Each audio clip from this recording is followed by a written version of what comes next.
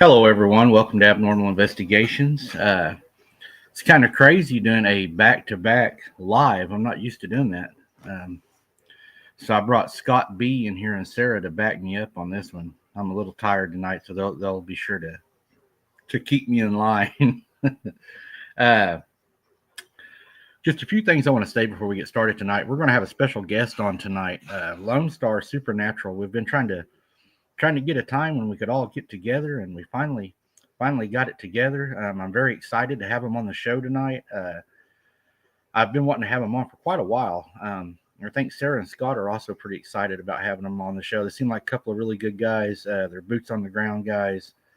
Just seem like just all around just good people. It's a good channel. I watch their channel. I enjoy their content, and we're going to visit with them tonight. I've got about a million questions for them I've got wrote down, so hopefully they've got probably a few questions for us. And like I always say, if we don't know, we'll make something up, right? Well, I do want to ask for continued prayers for Patricia Harrington. She has received not so good a news. Let me go ahead and bring Scott and Sarah in here, and then we'll bring in Supernatural as soon as we get everything squared away and we get all of our. There we go. Hey, it's working. Hey, Scott. Hello. Yeah, Patricia again got some not so good news. They've asked for continued prayers, so I've told everybody we will definitely keep her in our prayers. She's been on just a roller coaster, it seems like, of just up and down, and that has to be exhausting for her and her family. So prayers for them for sure. Yes, praying for you, Patricia. We love you. Yeah, that's got to be tough. Thank you, everyone, for showing up tonight. It's good to see everybody in the chat tonight. We appreciate y'all showing up. Moderators, thank you for showing up tonight. We appreciate you guys. Couldn't do it without you. We do have our merch store is out now, so go check it out, guys. We got some new stuff. I just dropped a coffee cup with Polo on it. People's been requesting something with Polo on it, so Polo has his own coffee cup now. Yeah. So I want to thank Cat Mom for becoming a member tonight. She became a member right before the show came on. So thank you, Cat Mom, for your support and becoming a member. And not sure where Sarah's at. I'm going to go ahead and kick her out till she shows up. That way we can go ahead and let's bring in Lone Star Supernatural guys. Please welcome them to the show. Hello, guys. Hello. What's up, guys? How you doing? Thanks for having us. Doing fine on this beautiful Friday night. Oh, yes. Yeah. We're glad to have you. Glad we could get it together. Yeah, it's been a long time coming.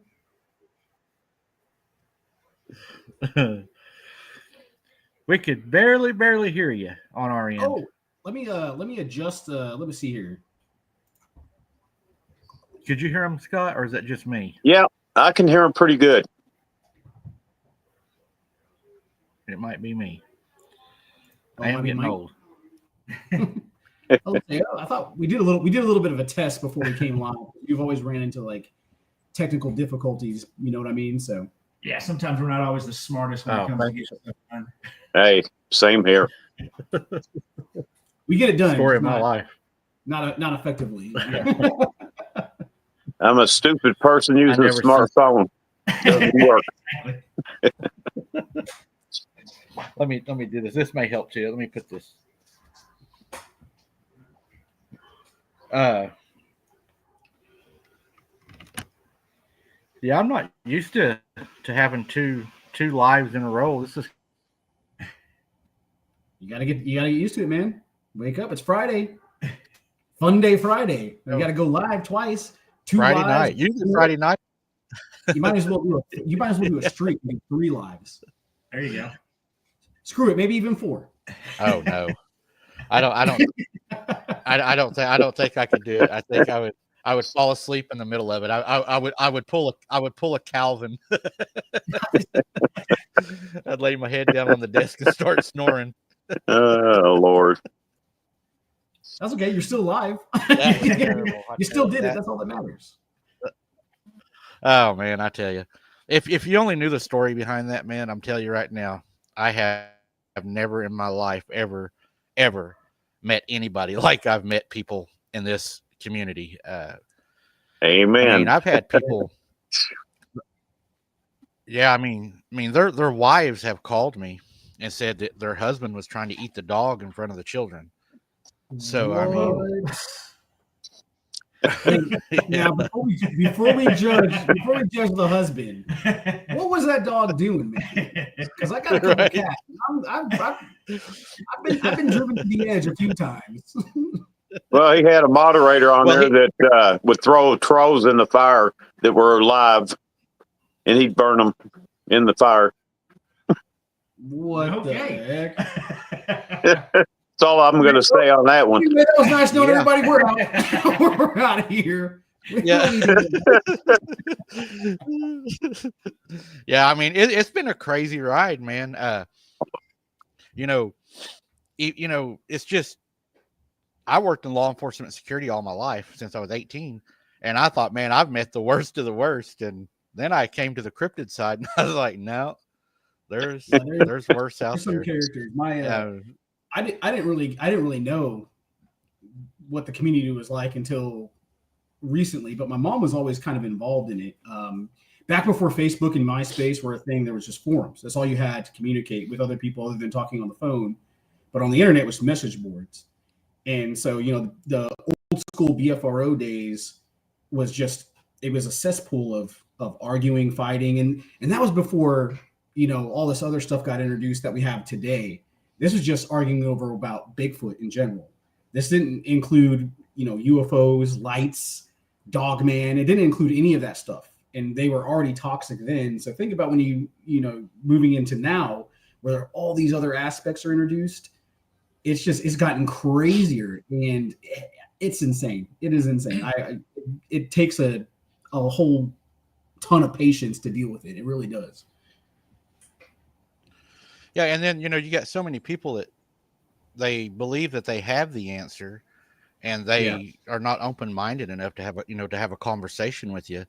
And I don't think we can know for sure what they are, until we have a body, until we have definitive proof. And that's just from when I was an investigator. I try to base everything on definitive proof.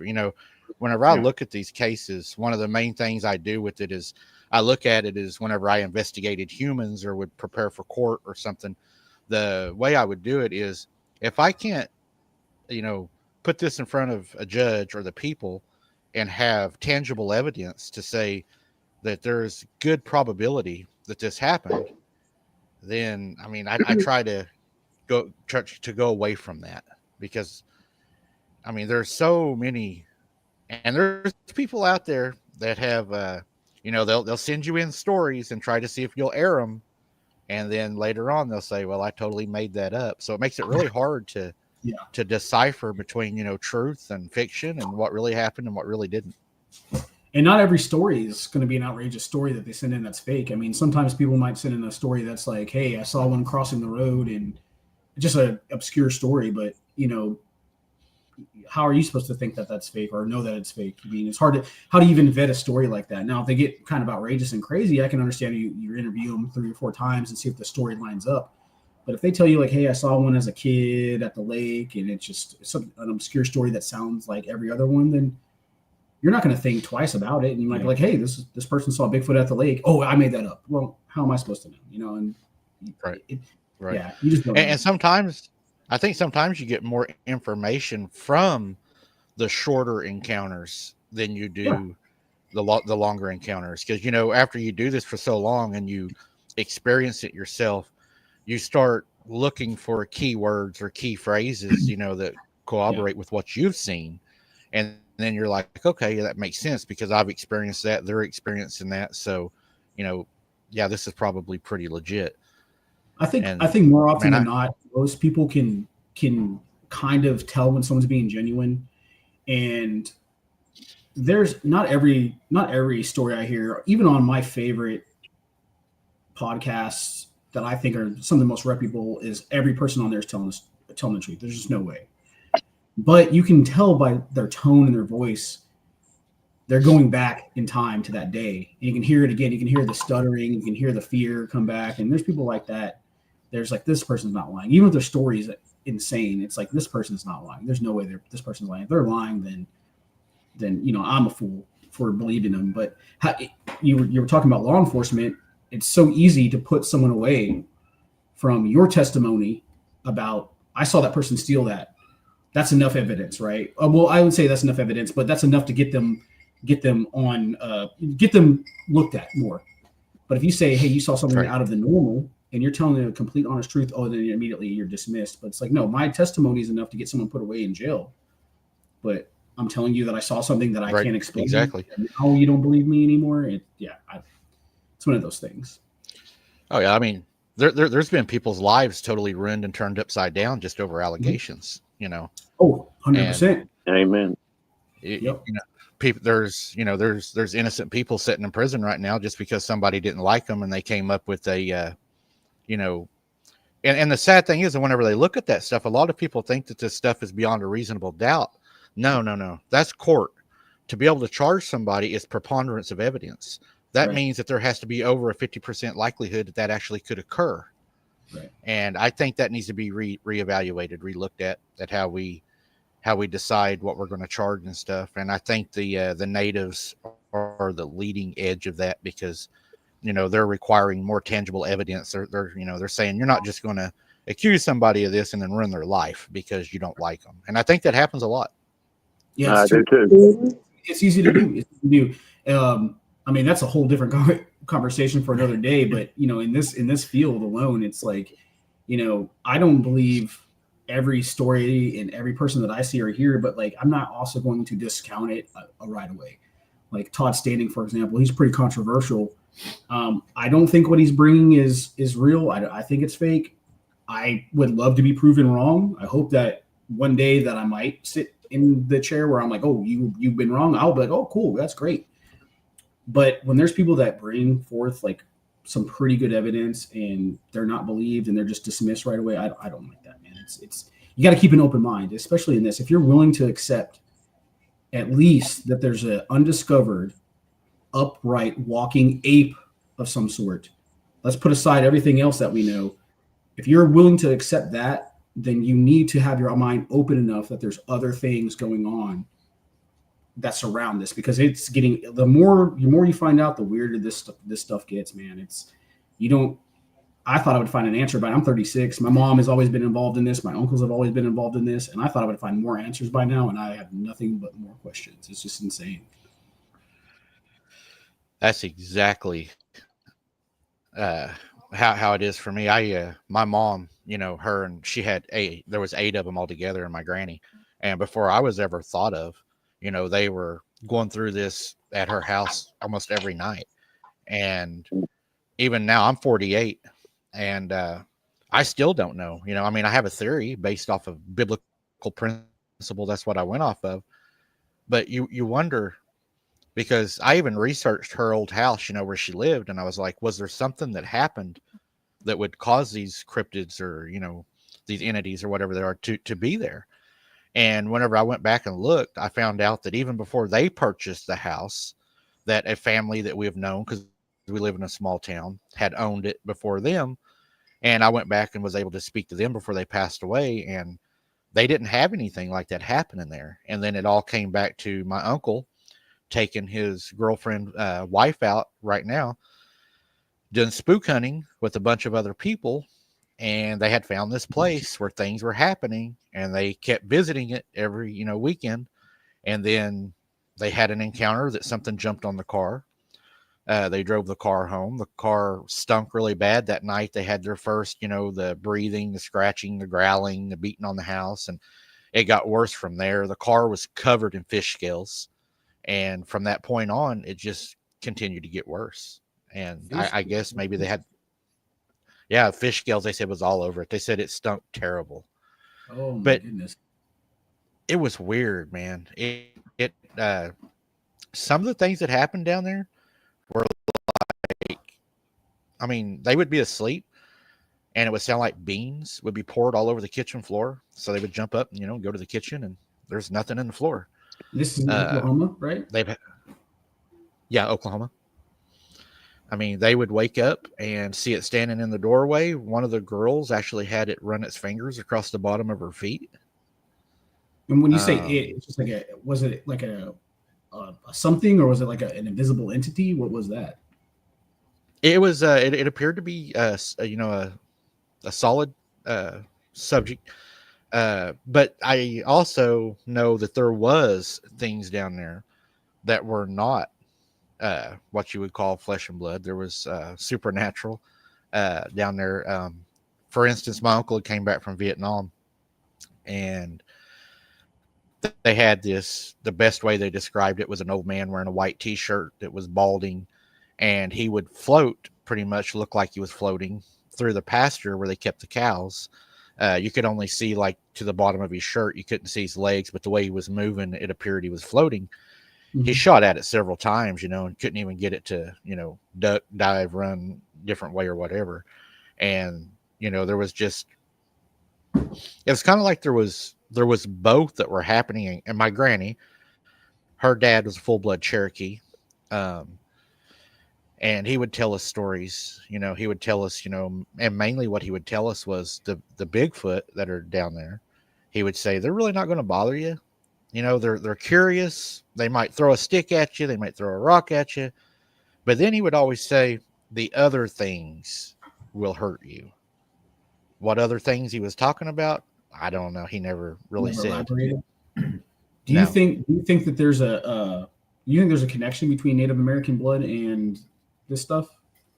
And when I say this stuff, I mean like anything, like paranormal, supernatural. Do you think there's a connection? I think that probably anybody could have that experience, based on my my theory of what they are. I believe they are Nephilim, the Nephilim descendants, the Eliod, and I believe anybody is susceptible to them. I believe that the people that are more susceptible to them are the people that we hunt them, we investigate them, we do those things, because I do believe, kind of like what my grandpa told me, we give them place, we give them power, we give them authority. And whenever we're out searching for them, that allows them to want to manifest and to show themselves. And then they become attached to you because then they know at that point, hey, this guy believes in what I am. He's out here looking for me, so he must believe what I am. Yeah, but so you know how like there's people that say like you go looking for them, you won't find them, but if you're just out there minding your business, you will. If you're just out there minding your business, how are you welcoming that in? As opposed to if you're out there looking for them, you're trying to welcome them in and they don't show. Like, does that make I think sense? a lot of I think a lot of that too can go back to our spiritual armor that we wear when we go out. I think that if we allow those things to happen, that we're more susceptible to it. Whenever I go out, I pray. I don't allow them the authority over me. I don't allow them to, to hurt me, harm me, attach to me. Whenever I go out, I'm actually not looking for the demons, the disembodied. And my thought process is I know what they are. I'm looking for the physical aspect, and I welcome, to encounter one of those. But as far as the spiritual, I'm pretty sure, I know what those are. And I pretty much, I'll rebuke them. I'll be out there in the field and I've rebuked them before and it works 100%. Amen. Yeah, it's kind of weird. It's kind of weird. You hear about that a lot. And so I think there's something to that. Definitely. Because you don't hear people rebuking mountain lions and bears, but you hear about them rebuking these things, whatever they are. It seems to work most of the time. Right. There's been a couple stories that didn't work, but I don't know. It's again, this is something I would 10 years ago, 15 years ago, even 2 years ago, I didn't think I would be having this conversation this way about it, but it's one of those things where I'm learning. I think there is like there's been a big like a apocalypse of information in regards to not just Bigfoot, but stuff that's, we probably lived in a more magical world, thousands of years ago where this was kind of normal. But today, where we're so closed off from nature, it's like we're so disconnected these days. Like maybe these things weren't as mysterious 1,000 years ago as they are today. But anyway. It's kind of like whenever we go out and we're on investigations, we don't go looking for like the supernatural type stuff. We go out for the cryptids, but most of the time we end up with a lot of the supernatural stuff. And so it's really strange because it makes me think, just from like some of the stuff that I've read, that maybe the spiritual stuff somehow is attracted to the cryptids. Well, yeah, but I think, as just like Mike said earlier, I think it's just you don't have to be native to experience these things. Right. Yeah. I think a lot of times is we do want to try to find answers and we do associate it with things, but I don't think like you necessarily have to be a cryptid to have spiritual stuff attracted to you, because we probably all ran into humans like that who might have some like negative energy about them and just something about them is just off. You know what I mean? And that attracts maybe a negative spirit. So you don't necessarily get cryptid for that to happen, I guess. But again, that's another question for like what is happening, what's going on, like what kind of world do we exist in, and we can try to find the answers with the Bible, or maybe we live next to a body of water or an Indian burial ground. We're all just trying to throw stuff at the wall, see what sticks the most. But unless someone or something comes down and tells us exactly what's going on, we're still gonna be asking questions until we get that. You know what I mean? and like what you were saying, about not being Indian blood or to have these encounters, I look at them as equal opportunists. They're a predator. I believe that they have been a predator since the beginning of time. I believe that they, this is just my theory. They hate humans where they come from. They were from the Watchers. They said the biggest slap in the demon's face was the creation of humans. But I look at it like this also. They were created externally, and we were created internally. We were born through the water, which is metaphorically, we have a birth certificate to be here. We belong here. They were cast here. So to them, it's kind of like a prison planet. You know, and they look at us as, you know, we were, you know, the righteous. You guys, you sin, you fall short of the glory of God every day. You guys are terrible, and still you have this ultimate forgiveness. And if I was them, I would probably hate us too, you know, especially if, you know, I was cast out to what they call the dry places, and Why would you you know, people people are this out there hollering at me. If we were created more special than them, why would throwing them down here be considered a prison planet? They're awaiting judgment. Yeah, But they're awaiting judgment. Somewhere else? Why down here with us?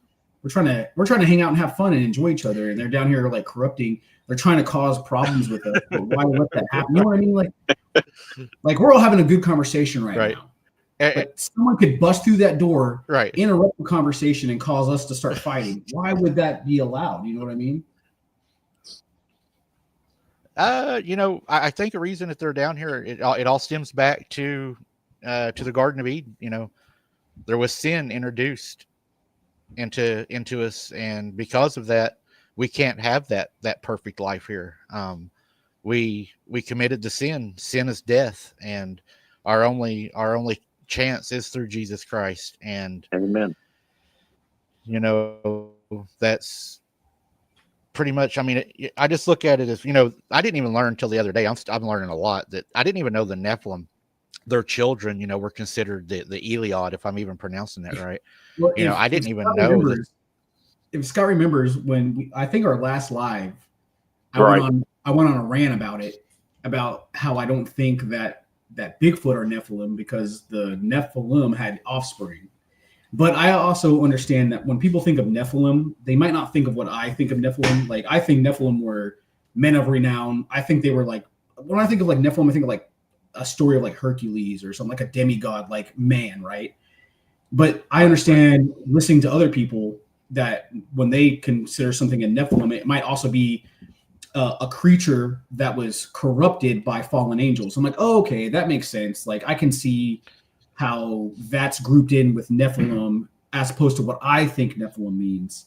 Right. And so now I kind of understand it a little bit better, because when I think of Nephilim, I think of like a hulking man who just was a king, and then he had offspring. He became the Iliad, like you said, and they kind of just, as like I told Scott, they kind of just fills it off. And it's such an obscure part of the Bible. Like, the Bible is this thick, and it's this thick if you include the Apocrypha.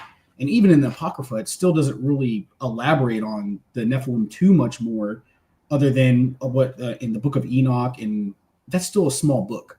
And so it's like their story ends, and our story continues on into this bigger picture. You know what I mean? And so that's why I don't subscribe to the Nephilim theory too much. Now a creature left over from their influence, okay, I can jump on board with that 100%. Like a griffin, for example, a dragon, griffin, even dinosaurs, for example. They seem like something that's a creation of the Nephilim. Yes, I'm glad you brought that up too, because that was my feelings whenever I was hearing Nephilim.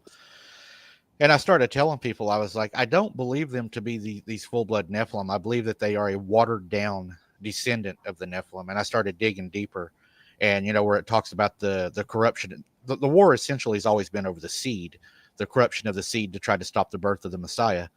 And my thing was, whenever all these things were corrupted, what we have now is the corrupted DNA. We have, you know, I guess what you would call the abominations, and they're the spiritual part, the disembodied people. You know, they talk about 25% of people that have a cryptid encounter will have a spiritual encounter. So what I attribute that to is, if you go back and you look and you say that all these things were back, you know, in the olden days, they still, and people say, why would they be around Bigfoot? Well, if you look, they have the same lineage. They're the same. It's just some were killed in the flood, and then you have the corrupted seed that is the flesh and the blood, but they still have that connection. They're still, I guess, from what Jesus told them, that they will not be forgiven nor their children. So I mean, they still have that connection. So well, the Nephilim, even in the Bible, they were killed off in the flood, but then after the flood, they were still in the lands afterwards. Yes. And right. It doesn't. It never explains how that happened, and we can postulate that maybe they went underground and stayed under there. But again, that's another question. I mean, the Bible alone, that is a cryptid mystery itself. It's like so many questions. And right. We can just all we can do is sit around and discuss them with one another and try to figure out what it means. And I don't think any of us know Hebrew, so we can only trust other people who Hebrew to translate it for us. And I don't, I Jewish people in my family, but I'm not learning Hebrew anytime soon. So I'm not going to read the original Hebrew Bible. Yeah, I don't know any of it. I would be lost if I had to do that. I always tried to look at it like, I'm never going to understand, the complete Bible is the way I look at it. But the way I try to look at it is, he gave us a roadmap and he gave us directions. And, it's like if somebody stops by your house, and they say, hey, how do I get down to, this boat ramp? You draw them a picture to the boat ramp, the easiest route to get there, the easiest way to go. But you don't tell them, hey, there's all this out here. And then, 20 years ago, they removed this road and they put this road in. And you want to look for this landmark. So yeah. Don't talk to the guy. And don't talk to the guy on the corner. Don't give him out in the country. You're a guy who looks like that. Yeah, exactly. Go down past that bread barn, past that black pole, and down the holler. Yeah. There's no north, east, south, or west in there. It's just no. That's it. So what got you all investigating? What got you interested in it and got you started in investigating? For me, it was just always, I think the first thing that got me into it, and I think, I've said it on one of our lives, is just that I remember that show In Search Of with Leonard Nimoy. Yes. And there was an episode about Bigfoot, and they played like supposed audio. I heard that, scared me to death, and I've been hooked ever since. I mean, whenever we got, the book fairs at school, every time I was looking for a Bigfoot book, I would get that. I'd read everything about that, and that's pretty much about it. I never had any like encounters growing up. It was just something I would just read stories and, just watch all the documentaries and stuff like that. And that's what got me into it. I'm about the same. That's where I started watching. Yeah, In Search Of was and then of course Legend of Boggy Creek, of course. One of the biggest things he left out. I was like, he didn't even mention Boggy Creek. I was like, okay, whatever. I thought he was going to say something, and I was like, it was a pause. I was like, okay, I guess I'm going to answer my. Yeah, completely forgot about Legend of Boggy Creek. Yeah, dude, that was like the one thing that we talk about. The 99% of the time we even hang out. Yeah. Yeah, I was scared to use the bathroom. Yep. After that movie, that thing tried to get in the bathroom. I was like, no, get that. Yeah. That bathroom has a window in it. You need the windows way over there. Didn't need a laxative that night. No, not at all. No, not right. at all. I actually have that movie on VHF. Yeah, that's how long ago I bought it. My mom doesn't have it on VHS, but she has like the first, when they first converted it to DVD. Yeah, that's what I've got. It's in this house somewhere, but I haven't found it. But she used to have it on repeat. Matter of fact, in this very room we're sitting in, it used to be on repeat all the time. But I can't find the DVD. And I looked, like most of the DVDs of hers that she was a DVD collection, Shinato. And I went through all her DVDs to find it, and I could not find it. I found like movies like old, like the original, like the first Dirty Harry to DVD. It was still in its plastic. Oh, and it was like the first ever. Oh wow! When it says first ever, it's probably like 1,000, 3,000, probably 1 million of them made, but still, the first plastic wrap. Anyway, found that. Never found the Boggy Creek. I don't know. She probably buried it in the backyard as like a time capsule thing or what. I don't know what. I can't find it. But for me, what got me into what got us into investigating was finding out that we had a common interest. Because when we met maybe 8 years ago now. 8 years ago, yeah. 8 years ago now, a mutual friend of ours. There's this common surprise, everybody. There's this bar that we go drink at. And it was a common bar that we meet up at, and I didn't even like this guy when I first met him. I was like, man, who is this dude? Man, he's so annoying. And then anyway, so we became like really good friends, best friends. And I was in a Facebook group, and I thought it was like a private Facebook group about Bigfoot. And I was commenting away because I didn't want anybody to know that I was like into this stuff because it's weird. It's crazy, right? Yeah. Like normal people aren't into Bigfoot and UFOs and stuff, right? So he approaches me and he's like, hey, dude, I didn't know you were into Bigfoot. I was like, how did you know? I was like, yeah, you made a comment in that Facebook group. I was like, are you a member? He goes, no, it was like all on your Facebook page. I was like, oh, he's like, public thing? Yeah. So then we found the common interest. And so anyway, we started Supernatural. I'm not stalking you. I'm just. No, yeah. I was like, oh, yeah. You know what? Actually, wait a second. Maybe we're gonna have a discussion after this is over, dude. I want to get to the bottom of this. So we just started talking more. I don't know why you didn't answer your phone. I called you like 20 times last night. I know your lights were on. You didn't hear that. You thought that strange noise in the closet was a ghost, but it was me the entire time. I was protecting you from the ghost. Oh Lord. But my entire family has been involved. So what? Go ahead. Oh, I was just gonna say, what was your favorite place that y'all have got to investigate? Like, what was your largest encounter, your biggest encounter? Oh man, it's a toss up. So we've only done, not to interrupt you, we've only done 3 investigations since we've had our channel. Yeah. Our normal spot is Fouke, Arkansas. Well, Texarkana. And then we went to one not too far from here, which is wild. It's wild that it's not too far from where I live right now. We live in this. Get onto my roof, you can see it. You can see the city from here. And not too far from here, this guy swears up and down they heard samurai chatter, and I was like, "What here?" And then the third place we just went to, which the whole reason we met up tonight was to go over the audio we recorded from Jefferson, Texas, which is where the Jefferson, Texas Bigfoot Convention happens every year. The biggest convention in Texas by Caddo Lake. By Caddo Lake. So we've only been to those 3 places. I would have to say my favorite is Texarkana, Fouke, only because that's the place we've been to like a million times. Yeah. But I think if we get comfortable enough with Jefferson, Texas, that could take the number. Yeah, I could take the spot. Yeah, there's a spot in Fouke.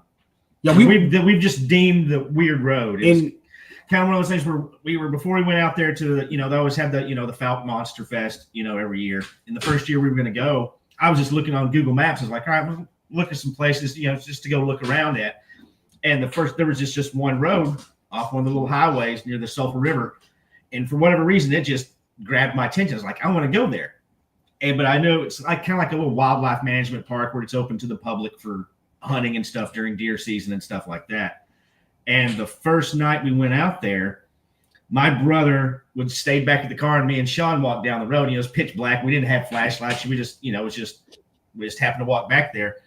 And I'm taking a bunch of pictures with my phone, and I took one picture of the dirt road, and every rock was glowing.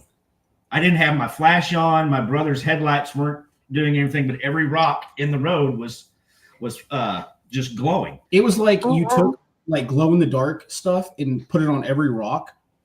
And we'll send, I think he still has a picture. We'll send you the picture, but it looks like someone took glow in the dark. Yeah, kind of like one of them broke open like a glow stick or something, and then scattered it all over the place. And there was like his brother's headlights were. He just took a picture in the dark, and it was glowing. Yeah, and we've had. And that was like 5 miles from Boggy Creek, I think. We were not too far from. Yeah, Boggy we were Creek. on the opposite side of where Fouke was. We're kind of near the Sulphur River, where there's been some other spots. And we've gone out there. It's a hot spot.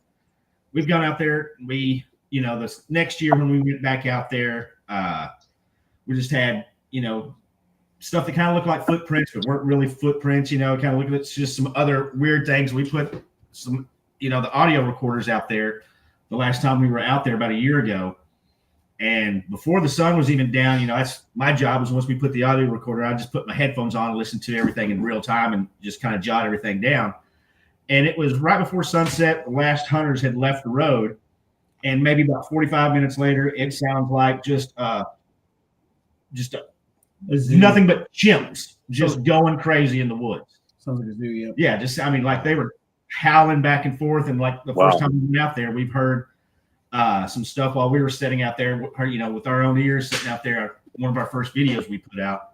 And then we've kind of walked back and forth this other little area, and we've stood there, and probably no more than 30 or 40 feet from us, we could hear like, huh, like that. We were both like, did you hear that? We didn't have anything recording at the time. We didn't have any of the equipment that we've started to, you know, gather now to put out. Yeah. But that's, ever since then, every time we've gone out there, so something weird has happened on that one little road. It's maybe about 2 miles long, and that's about it. And it just goes right into the swamp. But it's very odd. So I'd say that's our favorite spot. Yeah, this is the first time we went to Caddo Lake, just, you know, about 3 weeks ago when we went out there. Yeah, if we spent more time at Caddo Lake, we could probably find the same kind of stuff that's going on. But as of right now, Texarkana, Arkansas area. Yeah, this weird road. That's northeast kind of Louisiana, Arkansas, Texas little area right there. I'm in the middle of a move, so we were going to go to Falk again this month, but you know, because I'm in the middle of this move, we're not entirely sure what's going on. So we're not making another trip out there. But I would say Falk would probably be our favorite. Yeah, and it's not art. It's just kind of one of the things that we've been out there enough times to where we kind of know where we want to go. Yeah, I feel comfortable out there. Familiar. I feel comfortable out there. When we were in Jefferson, I don't know. Those Bigfoot don't know us. Okay. Yeah, it wasn't Falk had probably seen us there enough for me to be comfortable. But every noise I heard down in Jefferson, I was like, oh, yeah, I was freaking out. Much. Right.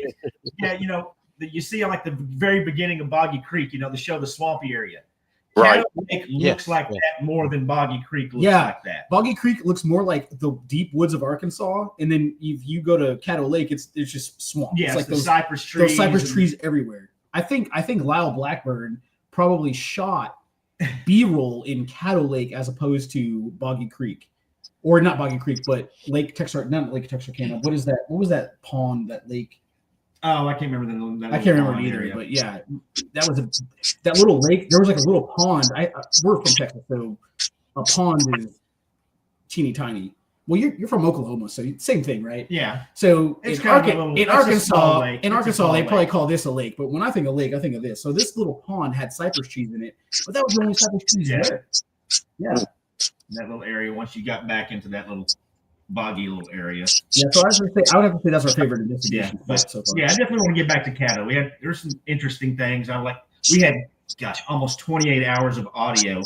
Yeah, I was dedicated and listened to. I got all 27 hours. In about a week. I wish we had this audio ready for you to hear, because that's the whole reason he's here is to listen to this audio. While we're out there, we were standing by his car, just sitting there quietly. And you hear like hoops, like, okay, so you hear whoop one too many times. Like, okay, that's cool. But when you hear what it sounds like a lion roaring, you're like, whoa, yeah, there was something that we recorded that. We recorded like 2 or 3 times. Well, we got one roar in. There was like this little kayak ramp, a little public kayak ramp.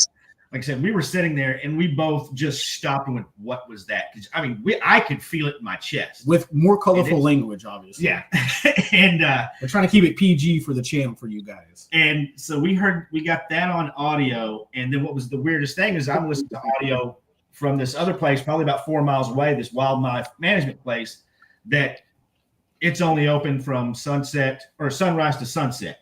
So when the sun sets, everybody's got to get out of there. And we had audio recorder going out there all night. And that roar that we heard ourselves, I have on audio the exact same thing 4 miles away, exactly 24 minutes before what we heard. And so it's, the exact same roar, but 4 miles apart and 25 minutes apart. It's scary. Wow. Well, y'all said something that really caught my attention. You said you had the glowing rocks. I have experiencent that. Where I experienced them at was between the railroad tracks. We went down, me and my cousin, we actually had a flat tire one night, and we was having to walk back home, and we decided to walk down the railroad tracks because we didn't want to walk down the 4-lane in the middle of the dark. So we're walking down the railroad tracks, and all of a sudden we noticed that these large white rocks that are inside of the tracks, they were just glowing. Like when you were a kid, and your mom bought you like those planets you put on the ceiling or whatever. It was like that green glow. Mm-hmm. And they were all glowing. I mean, they were like a bright glow. Without any light? Yeah, there was no light. And we were like, man, I hope one of them train cars didn't spill no radioactive stuff, and we're walking in it. Yeah, I don't know. I'm gonna hold it up to the camera. I hate when people do this, but I'm gonna do it. And it's gonna be kind of blotchy, but this is kind of what what the rocks look like. And so you see that right there? Yeah, I know it looks like the light, but that little glowing right there, those are rocks. Like you can see how is it like a white color? Yeah. Yeah, you can definitely see all that glowing. Yeah, and so there was no reflection of any light happening when that showed. And so but when you're saying like it looked like the green, do you think maybe like the train was coming by and maybe that caused some type of glow recently, or had a train not passed by? I used to live by a railroad track and I've never seen that before. So even if a train did come by, I don't think that's even possible. You know what I mean? Yeah, it was weird. We it kind of freaked us out. It was like, are we walking in something we shouldn't be walking in? I mean, because I used to do security for the Department of Chemical Warfare, and I know that there's a lot of things that come in on the rails that are really, really bad stuff that come through your towns, and we would secure that. And I was like, am I walking? Surely not. But I mean, it glowed, But have y'all ever, another weird thing too that's happened to us, and I don't know if y'all have experienced this or not, but Sarah, for instance, whenever we was out one night, and Scott was with us that night also. I had some things, I'm not sure what they were, that they came out of the ground, like blobs on camera. They ran around my feet and stuff. I'm not sure what. Yeah. So I'm not even sure what that was. I've sent it to a lot of people. Everybody's looked at it. But then Sarah that night, she's like, I see a lady. I didn't see nothing. I was like, I'm looking in the trees and I'm like, I don't see nobody. She's like, Mike, she's right there. And I'm like, there ain't nobody there. I don't see anybody. And she starts freaking me out because she's like, she's walking right at us. So I'm like, I don't see her, Sarah. She's like, Mike, she's coming at us. So I drew my weapon and I take the IR off of my neck and I hand her my IR and I'm like, if you see her, take a picture of her. So she took a picture, and whenever we got home, there she was. There was a lady in the IR photo, Scott. Wow. There she was. And I could not see her. I couldn't see nothing. No, the only one that could see her was Sarah.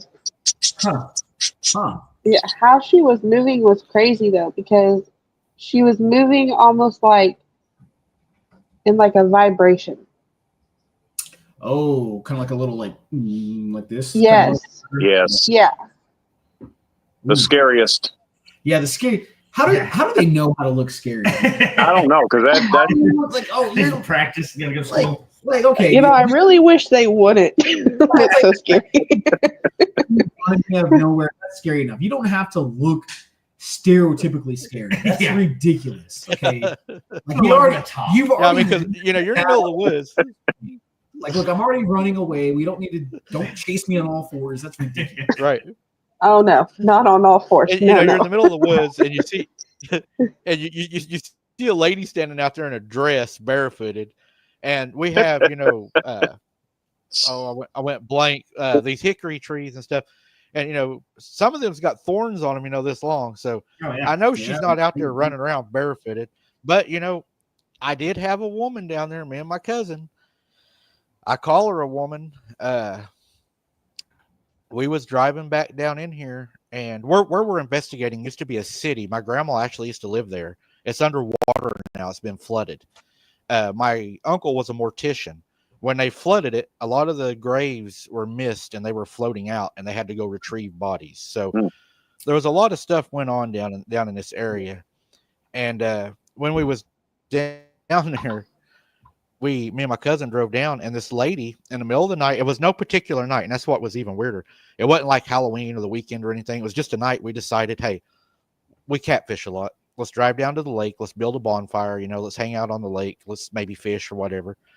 So we're driving down there, and it's a little two-tire road. You got to drive through the brush. It's a path that's made, and it goes to the old water pump.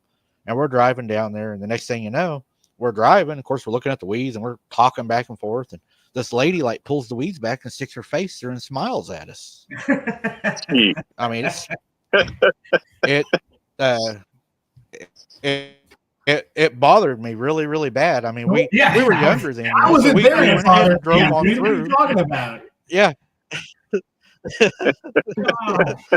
I mean, Did she we look drove the on same as through. the picture, Mike? If a dude pops his head out, I'm like, okay, it's a dude. But if it's like a woman, because the hair makes it creepier. Oh God. Well, the bad thing is whenever you drove out of this path to where we was going, it opens up, and it's like a big open sandy area on the lake. Right. The wood lines, it's quite a ways from you, probably 150 yards. And it went ahead and, continued in. And of course, we didn't get out of the truck. We turned the truck around and headed it back out because it's a one-way in, one-way out place. And we knew we got to drive back past this lady to get out of here. Yeah. And there was no way we're going to get out and build a fire now. I mean, that fishing trip's over. No. So we always carried a, Even being in a car, you don't come that safe. So safe. That's terrible. Right. Well, I hope that we don't ever We run always into kept a this lake 30-30, again. It wasn't Yeah. 30, Well, if we gonna do, we'll know it against a because, ghost. I mean, I would just run over and see if it's real well, or fake.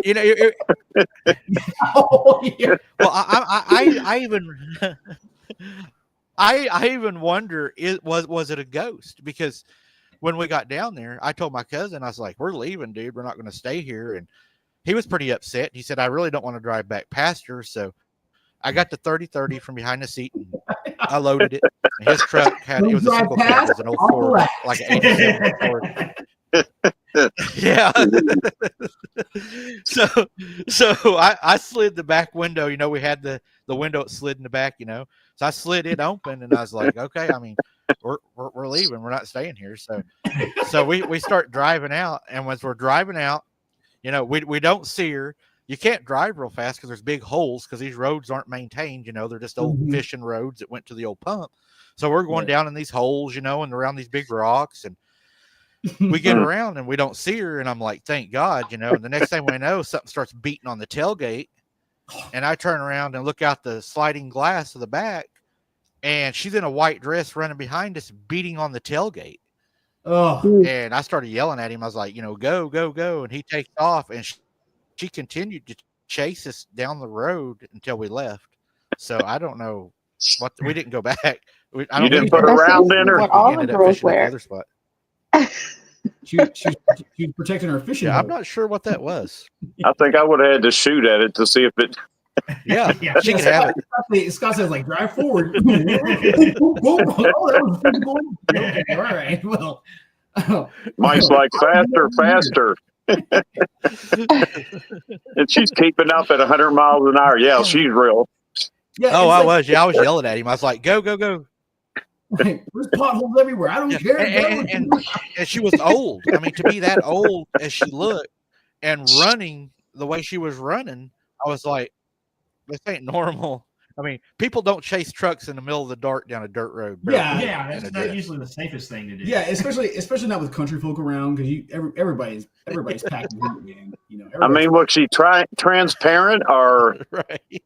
Could you see through her or anything, or was it solid? No, she just looked like a. No, she just looked solid. It's always like a lady in they're a always dress. in a white dress too, which is like the creepy thing. Yeah, she wasn't. It's the same, like, ongoing stories are always in a white dress. Yeah, Gown or something. That's so scary. My friend had a. We My found friend a had lady just on our last invest. Froze up, Michael.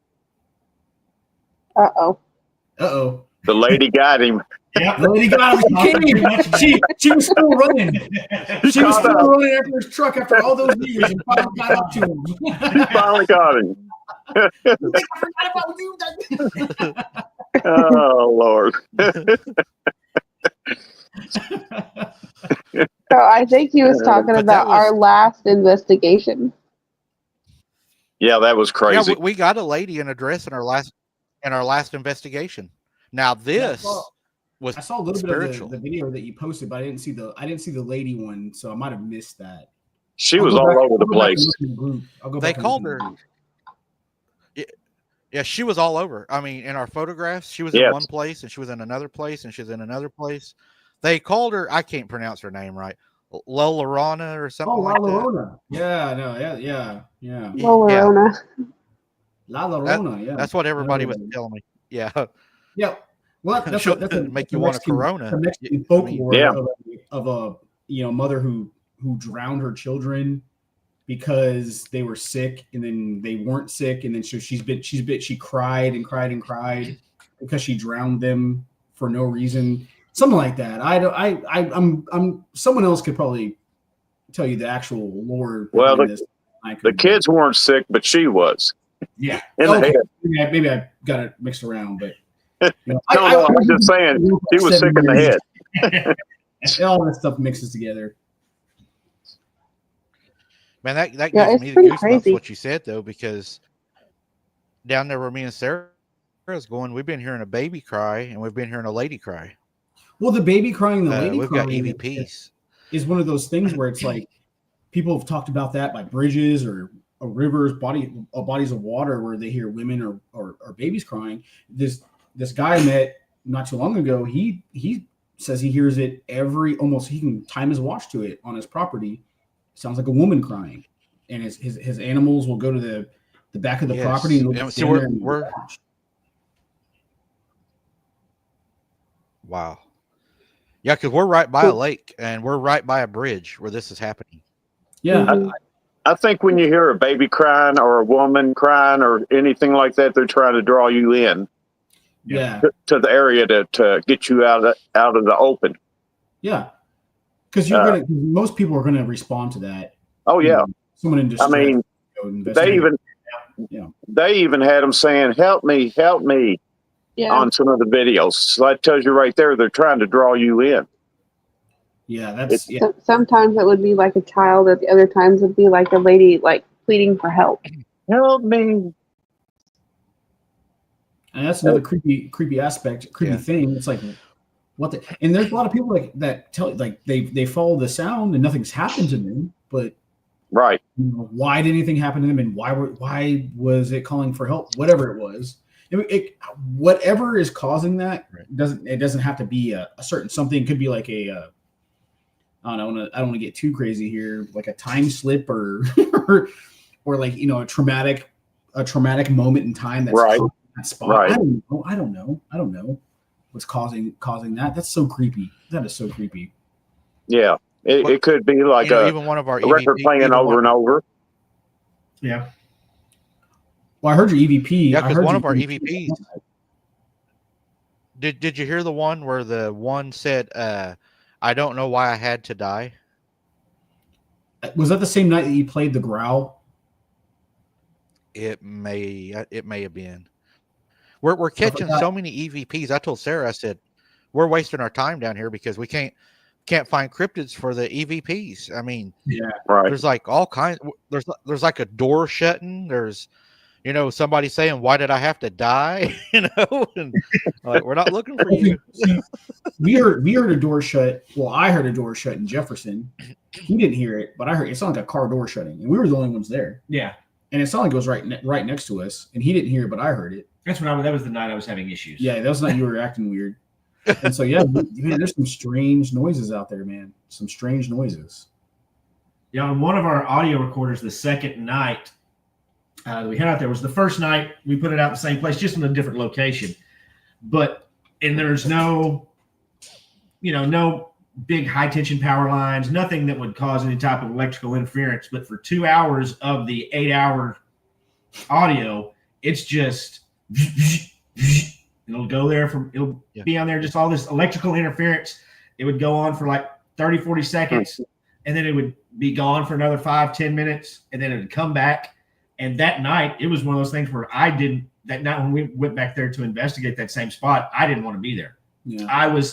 The longer I stood there, the more anxious and the more angry I was starting to get. Never got scared, but I needed to get out of there. I popped off to him, and I never pop off to him. He was asking me if I'd heard any audio, and apparently, I don't even remember saying it. Apparently, I turned to him, and I said, look, when I hear something, I'll tell you. And I never talked to him like that. I was just short, and I clutched my pearls. I was like, oh, and my goodness. And it was one of those places where it's like one road in, one road out. And and if you met a car on that little road, somebody's backing up to get out. Yeah, during the day, there's tons of kayakers there, but we were there in the middle of the night, and we were the only people there. Yeah, and it was like as soon as we got off that little dirt road, got out of that area, I was perfectly fine. Yep. So yeah, I don't know if that's like an energy. I can't say the word. Electromagnetic interruption that was going on. Right. But the first time we had the audio recorder there, we didn't have that. Yeah, it was loud and everything. Yeah. That second night, the audio was. Yeah, it got better as it went on, but for like the first 2 hours, there was just all these electrical impulses that just would just go right into the audio recorder. And that is where we heard the roar. But we also found it could have been a human footprint. There was a footprint by the boat dock. It looked a little too wide and too long to be a human footprint, but I know some guys personally, really tall dudes with some huge feet, so it could have been a person walking around barefoot and wading in their kayak. Right, but all it is just for kayaks. No motorboats will get in there. It's just kayaks. Yeah, and you could see like a trail of footprints that went back into the marsh, and where they kind of look. It was two trails of footprints. It was obvious. It was one or two things. I wouldn't put it up there with like Weird Road, but that spot kind of it was spooky. It was a little spooky. Yeah, it was a little spooky. It had a lot of weird energy to it. Yeah. So ours sounds like a wooden door creaking, like a wooden door that creaks and then slams. But also in this place, it's a flooded town, and there's all kinds of foundations down there. I mean, the old school foundation's still there. The old house, even some of the old houses were moved to the new city now. And that we're down there. I have found wagon wheels, everything. Up in northeast Oklahoma, up around the Ulagal Lake area. Okay. Yeah, I wasn't aware of that. I'll have to look into that. Because I'm from Missouri originally, and I'm not saying I know everything about Oklahoma, but I just never heard of that. So I'm gonna look into that. But that's kind of creepy too. There's so many. If you look across America, there are so many flooded towns. Up something in the flooded town. Their reasoning is, I guess, seems right, but when I look back, it's like, why would you even do that? I mean, what difference does it make to flood a town and make a lake? Just to make a recreation area, right? Like, you don't need to do that. So, and one of the cool things is my grandparents, they actually lived in the old town before it flooded, and then were moved up to. And they told me even in the old town, they were having Sasquatch and stuff going on down there really bad. And that's where my uncle had the encounter that led this stuff up to the new house that was moved to the new town. So it followed them there, you think? Yeah. The Corps of Engineer actually owns it all. The Army owns it.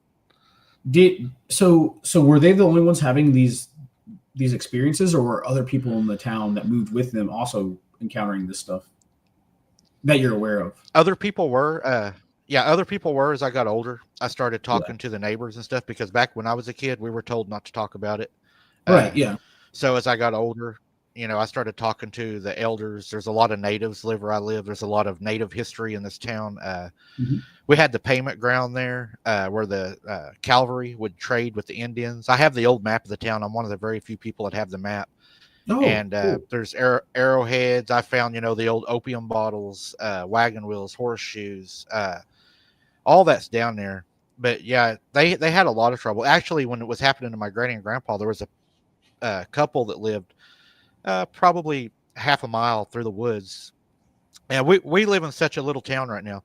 We don't even have like a 911 address, right? They're just now getting it established. I mean, we are very, very remote. Right. But after talking to him, we were like, hey, whenever, long time ago when y'all lived down there, did y'all ever have any trouble, because they're older now and they moved to town, and they're like, what do you Right. mean?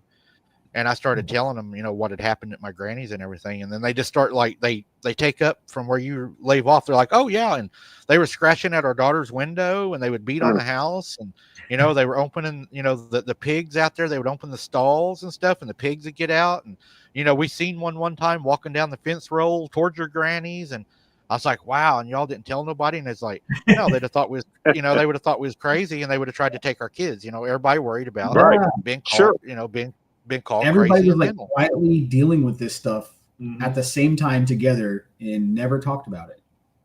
Never talked about it. To this day, still don't talk about it. To this day, but you think about it though. In my town, I don't know if y'all experienced it, but it'd be like 3 a.m, and I'm talking, we're in the middle of nowhere. I mean, like we don't have a post office, and you hear a gunshot in the middle of the night, and you're like, why would somebody be shooting at night?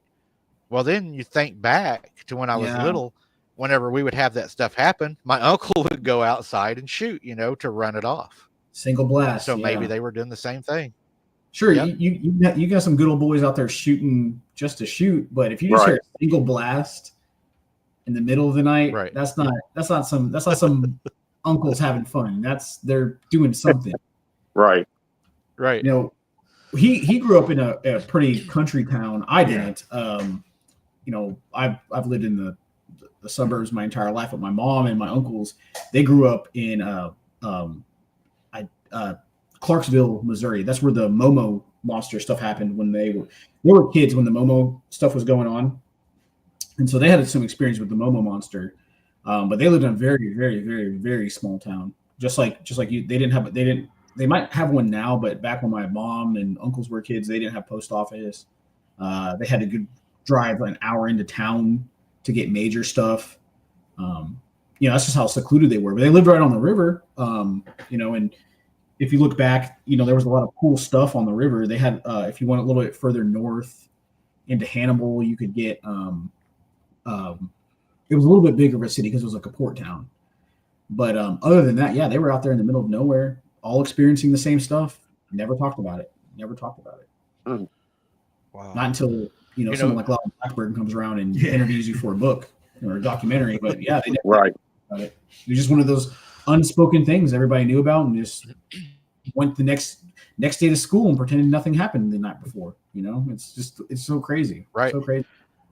And it became the norm at Granny's. We learned, when the sun was going down, we go in the house, we put the blankets up to the windows, we locked the door. Grandma had a big old knife, and she would stick it through the door facing, that was our bolt lock, and and then she would go and she would sit on the couch, and she'd have her, you remember the big tall ashtrays? They were like tall and they got round at the top.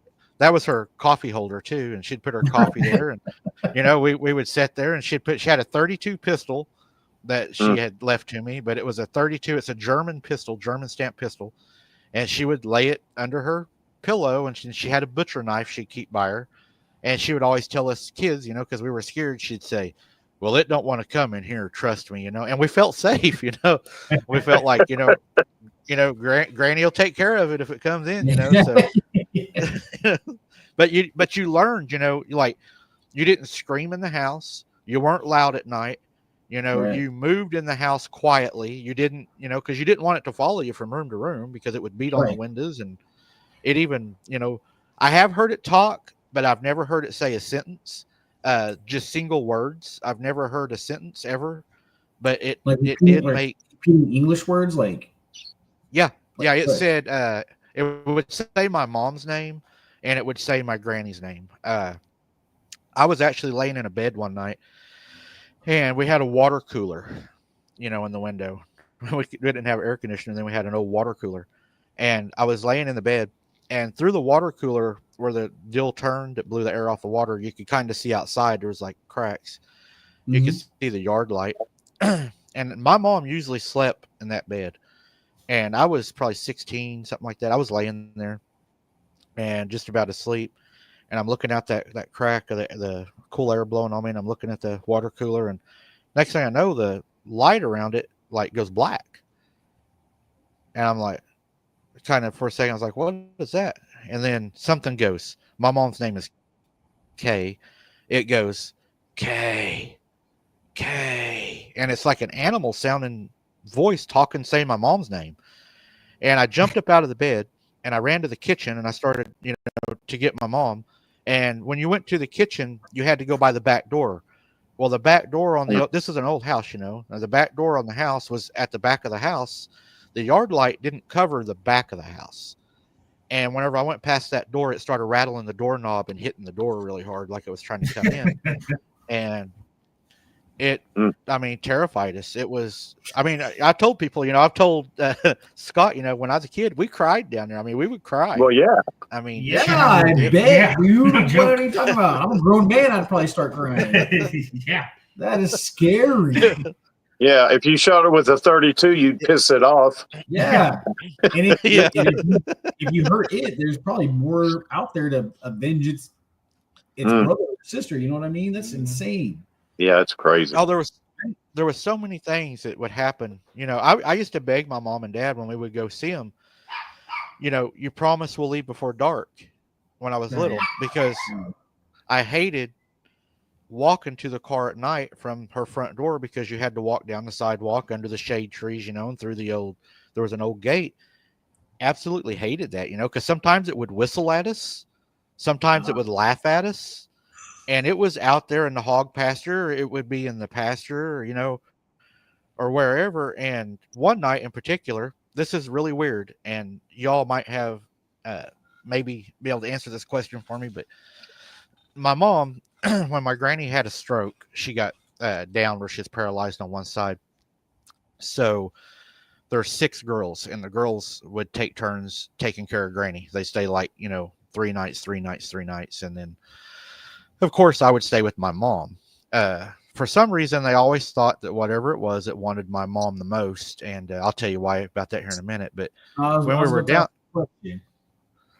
were down there, it was my granny would lay in her bed, and all around the house was elm trees. They had big shade trees. They loved their trees because, we didn't have air conditioners back then. So the shade trees kept the house cool. And my granny had a bell. And whenever she would need something at night, she would ring the bell. And then my mom or whoever was staying would know, to go ask her what she needed, So I'm laying in bed. My mom's in bed one night, and we hear Granny ring her bell. We get up. We go in there to look at Granny. Granny is asleep. So we thought maybe she rung the bell, and maybe she fell back asleep. So we're still in the house. We go back, lay back down. The bell rings. We get back up. Mom walks in there. Granny's still asleep. So the last time, Mom and I, we stand in the front room in the shadows, and Grandma had a little touch lamp that she could touch. It would turn on 3 different levels. It was on the lowest, and she was laying there, and the bell rings, but Granny is still not moving. She's asleep. So we found out what had happened. We looked out the window that was across from her hospital bed, her bedroom window. And there was something had crawled up in the tree by her window and was ringing a bell, watching my mom walk past the window to check on my granny. Where the hell did it get a bell from? I don't know. And me and Sarah's been hearing a bell, or it could have been, because we're still hearing the bell right now. It started happening again on our investigations. We're hearing the bell down there. Yeah. Some of the people are saying that they can make these sounds with like their throat or their mouth. Maybe it's not. It doesn't have a physical bell. Whatever it is, whatever it is. Maybe it's imitating the sound. Yeah. Even humans can imitate sounds that sound like cars or whatever. Like maybe they. A bell. I don't know how you do a bell. It's such a high pitched noise to do, but that is creepy, guys. That's creepy. How would it know a bell was so close to you and your life story? You know what I mean? Because it would have. It has to be the same ones. Exactly. Right. Okay. Right. Do you think it's the same ones? So do you think your mom do you think your mom and grandmother were maybe feeding these things, or maybe they might have had more interaction with them than they were willing to tell you at the time because you were so young? Because it sounds to me like they might have had after growing up relationship with these things at some point. Well, after I got older, Granny would sit in the front room at night and she would tell me and my cousins stories, because my mom and dad worked a lot. So we'd stay with my granny a lot. And she would stay up all night with us and tell us stories. And plus, we'd stay up all night because the things going on, stuff trying to get in the house. And Yeah, my mom, the reason that, can't see that damn bill out my window. yeah. And You stayed up all night not because you wanted to. Right. And my Wow. mom, they think my mom was the target. And the reason they think that is because when my mom was young, they had came back from town late one night, and they had a circle drive out in front of the house. They had a big circle drive, and then you had to walk up a dark sidewalk underneath elm trees, and then you had to walk up these like 3 large concrete steps into a porch that was covered in plexiglass with a door, and then you go through the main door of the house. Well, when they arrived that night, they had bought groceries, and my mom had fell asleep on the way home, so they leave her in the car while they're carrying in groceries. Well, my mom wakes up. She was scared, so she runs up to the house, and whenever she's walking up the steps into the porch, she said the best way she can explain what she saw is a werewolf looked up over the side of the porch at her, and it smiled. And she ran into the house. This all got pretty bad for a while. There was a guy that lived in our town, and he was known as like the town fighter. He whipped everybody, wasn't afraid of nobody. Everybody was scared of him. He, just, I guess, the mean guy of the town. And he said, I'll come down and take care of that pervert. He didn't believe it was a creature at all. So he comes down, and he was sitting on the couch, and Mom and them were telling me the story. This is before I was born. And they said he's sitting on the couch just waiting, for this person to come up there. And next thing you know, starts beating on the back door, trying to come in. So he jumps up, I'll take care of this thing. He runs out the front door, around the side of the house, to the back of the house. And then a little bit later, he walks in. He's white as a sheet. And they said he just fell on the couch. And they were like, are you okay? Are you okay? And he wouldn't even talk. He would not tell nobody this story till about 2 years ago. I reached out and finally found him. He had moved. I got a hold of his daughter. And finally, when I was able to speak with him, he said, I don't want to talk about it. And then he ended up getting COVID, and he got really sick and was in the hospital. And after he had passed away, they got with me and said that he sent me a letter. I read the letter live on my show, but he finally told me what he had seen that night. After 50 years, he wouldn't even talk about it. He said that's why he moved to the city. He said, whenever I walked around the side of that house, he said, what I seen wasn't supposed to exist. Granny would dump her scraps out the back door into an old hog trough because Grandpa was gone. He was a professional logger, and he always told the girls, don't go out in the yard at night. You dump everything off the porch. I'll take care of it when I come home. He said this creature was standing at the back door, grabbing the scraps out of that feed trough, shoving it in like the side of its mouth, and not the front of its mouth, but in the side of its mouth. And he said it had food like running all down it, like eating real sloppy, just like a pig would. And he said it had to be 7-8 foot tall. He said it was standing sideways whenever he looked at it. And he said they looked at each other eye to eye. He said I could see it in the yard light that came over the top of the house, the dim light. And he said it cocked its head at me, raised its ear, it smiled, and it said, hello. Wow. He said, I turned and I ran. And he said, Yeah. I never went back. He stopped fishing. He didn't even fish no more. He stopped everything that he enjoyed doing. He would not go back. I mean, Hello. It totally changed his life. So, Yeah. not to keep you from your story real quick, but so I'm very, very open-minded about the possibilities of a Dogman. However, I don't know what his opinion is about this. What do you think about the Dogman phenomenon that's happening? I haven't looked in enough into it to form an opinion. What do you think about when people say like they're seeing a upright walking wolf or werewolf, as opposed to like a Bigfoot? Like I said, I haven't read enough on any of the sightings or any of that stuff to even.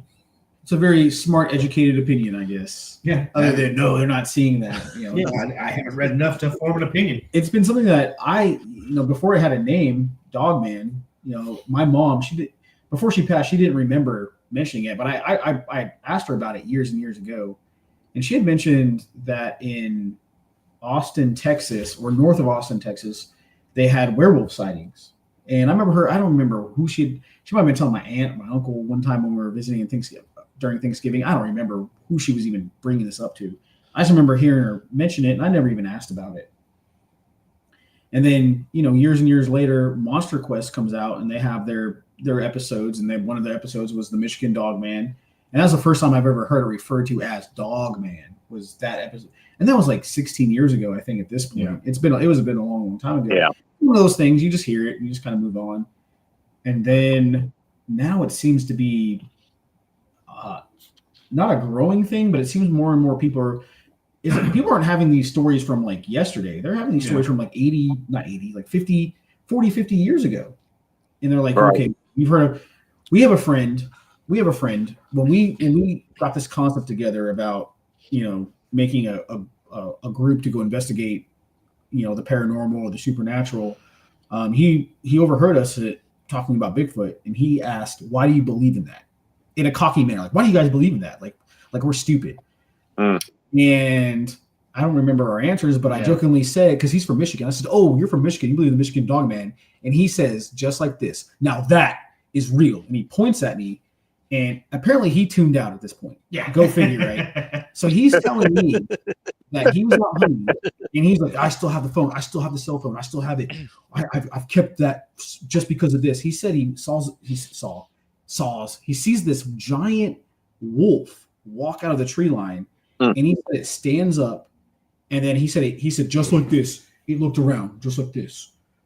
And this guy is not he's a very reputable person. He's a very I don't want to say his name because I don't want to, for God forbid, his job be at risk, because he has a very important job.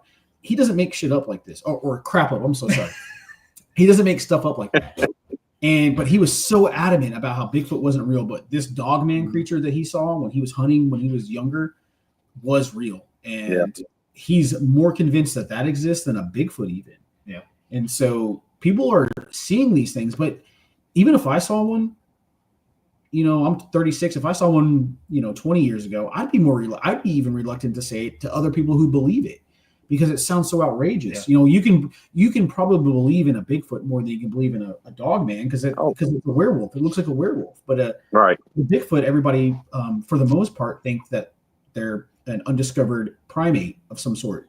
And so if you have that in your mind, okay, that's easier to believe than I saw a werewolf look at me over, it's just one of those things that get.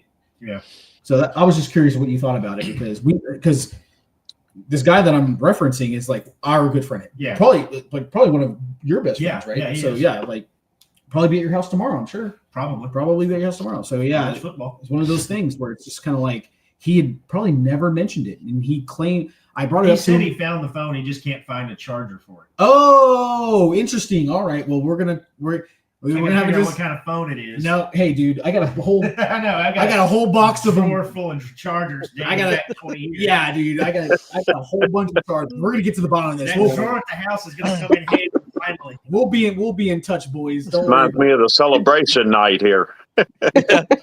Well, I think Scott remembers this. One of my now I'll tell you about Dogman here in a minute. I got in trouble over that.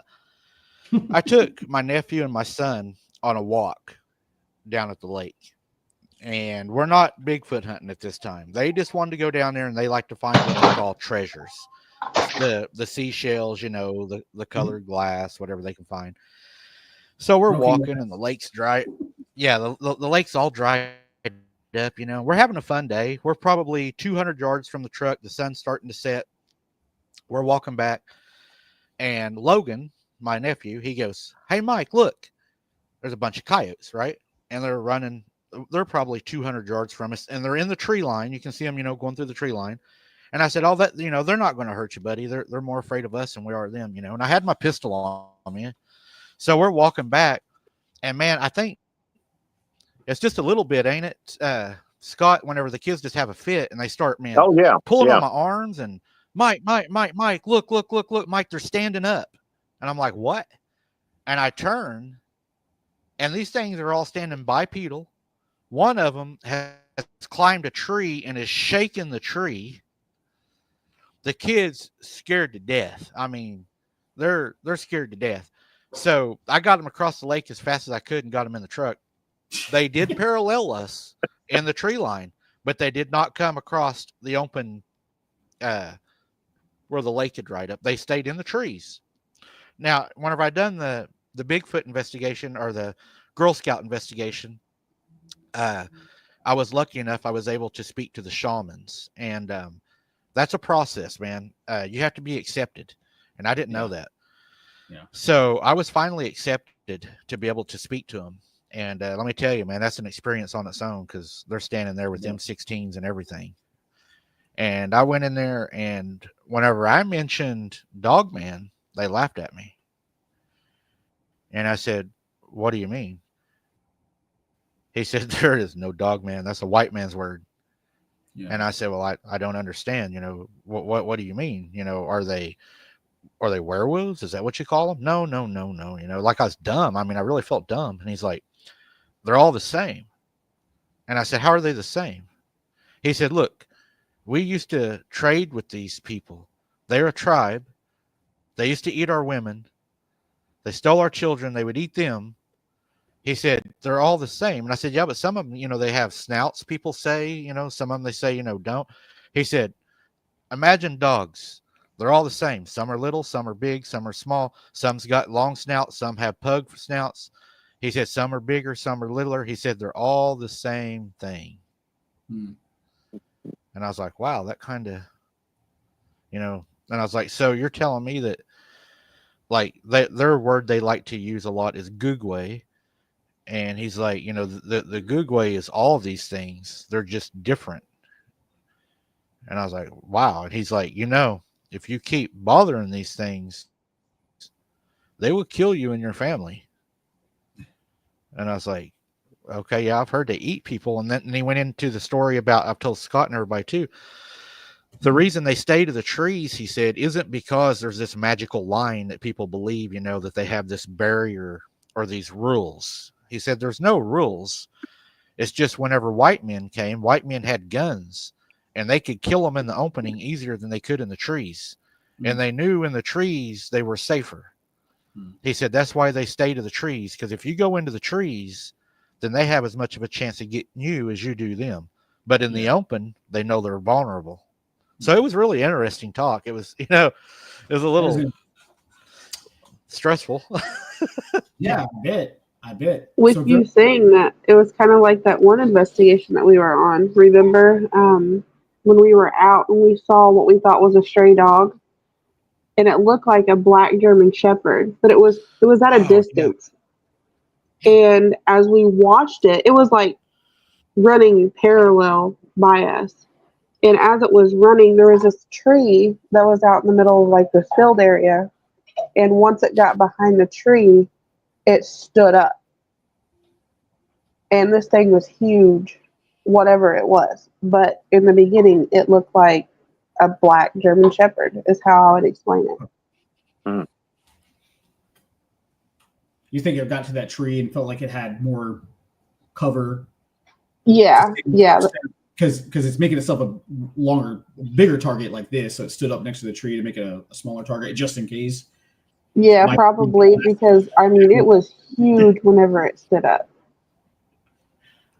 Yeah, when they transform, a lot of people say when they transform into the stand-up, they make a lot of crackling noises where their bones are popping to get into that stand-up position. What do you think about it's trying to, so let's say they're all the same and they're trying to make themselves less of a target. What do you think about people who think that they're interdimensional and they can travel through portals and stuff?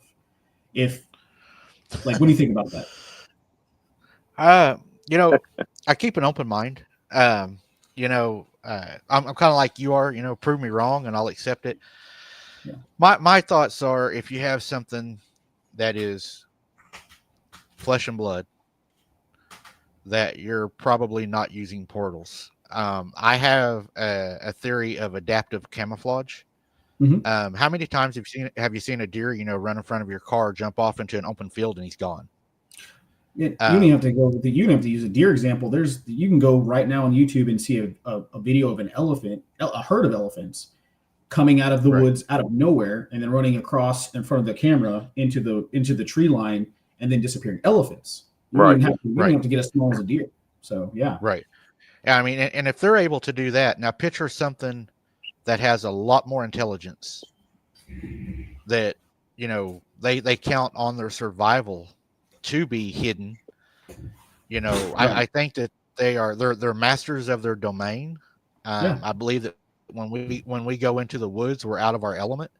Now, as far as the portals, I do believe that portals are used, but I believe the portals are used more by the supernatural, the paranormal, the demons. I believe they're able to do that.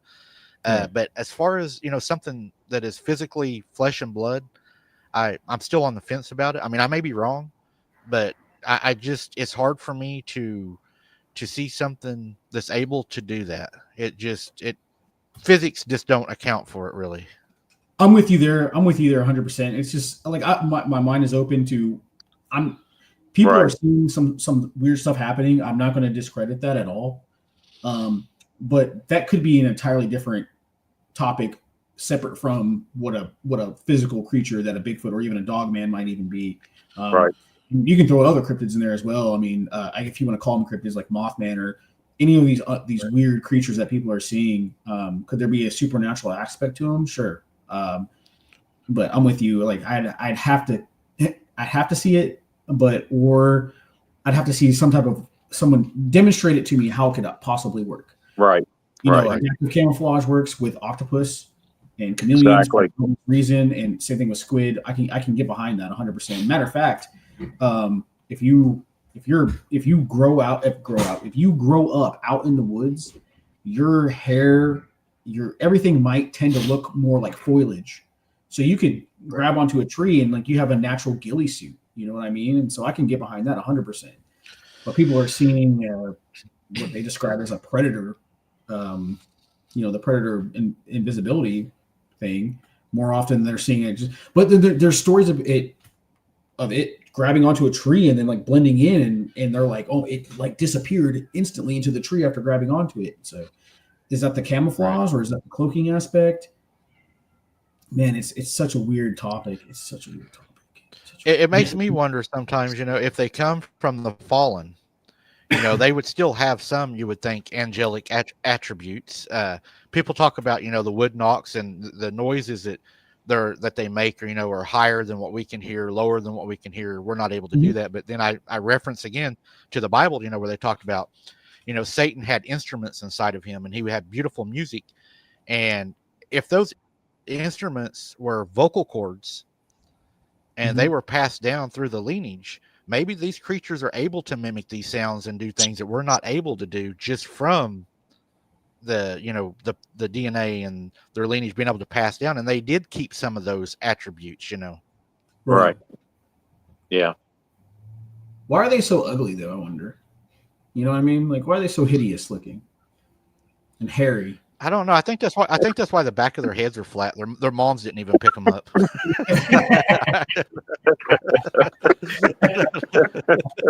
a lot of times. Oh Lord.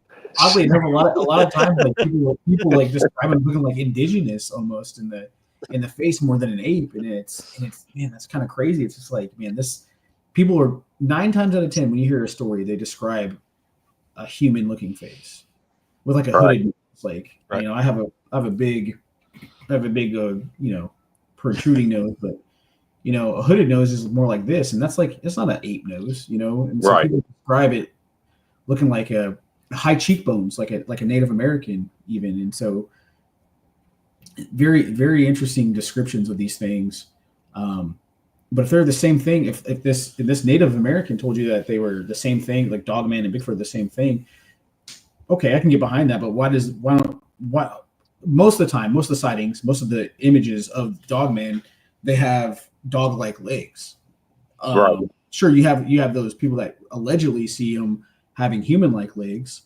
You and I can't prove that either way, but most of the descriptions is they have dog-like legs. So if they're the same thing, then why don't they just look more like a Bigfoot, or Bigfoot look more like them if they're the exact same thing? You know what I mean? Because you can have because that they essentially, because I mean the shaman essentially took it around to, they said picture the spider in the center of the web. That's Satan. The rest of it all comes out from that. Oh, and okay. The way I was taking kind of what they were saying as far as like a werewolf to them, or a dogman, or whatever people want to call them, to them, and now this is them, to them, they are a shapeshifter or a skinwalker. Okay. That's their association to it, and they say they're all the same. Okay. In which it falls back, to the forbidden. Yeah, I understand that. Okay. And it's scary, man. When you listen to them talk about that stuff, I mean, they talk about it like how we talk about, like, we want to go out, and we want to see it, and we've seen it from afar, or we've seen it. They go into it as like, I have visited with them. They speak our language. We traded with them. We know they're evil. And I was like, wow. This was normal for us. Right. Oh, yeah. Just like did he himself use like the terminology that the spider was Satan in the center of the web? Did he say that, or was he just giving you an example? That was how he said it. So a lot of people, maybe you might not, but if we were to pluck, let's just take a random Christian out of a church, and we took him to a Native American shaman, and that shaman explained his belief system, they would call that satanic. What do you think that shaman would think about that? Would he, you know what I mean? Like, the majority of Christianity believes what he believes is Satanism as well. Is he speaking from experience, or do you think it's just misunderstood? What I find whenever I would go up and visit with them, I'm Cherokee, I'm Native American, and what I would find whenever I would go up and visit with them is you have your more civilized tribe, you have your Christians, and then as you go deeper into the hills, the old ways are still practiced, they're still believed, but you notice that they are starting to intertwine their beliefs now with Christianity, and to where they will say some parts that they are saved by Jesus Christ, He is their Lord and Savior, but then some of their stories they'll talk about the Creator, and I think that it's starting to wash over maybe into their belief system. But the deeper you go, I mean, I'm Native American, I'm a card holder, Cherokee. Whenever I first went up there, they really didn't want to talk to me because they said I wasn't Indian enough. They're very, most people would call them rude. I'm not going to call them rude because I know their thought process, but they really don't want to talk to you about that, and especially white people about their beliefs. Well, they're just protecting. They're protecting their beliefs and their culture. I get it. Yeah. Right. They believe that some things you don't talk about. Like whenever I went to go in there, for instance, the guy that walked me up there to talk to him, I mean, he's got a AR-15 across his back and a gun on his side, and he's like, when you walk in there, he said, I'll tell you, but don't you say it in front of them. You don't say skinwalker.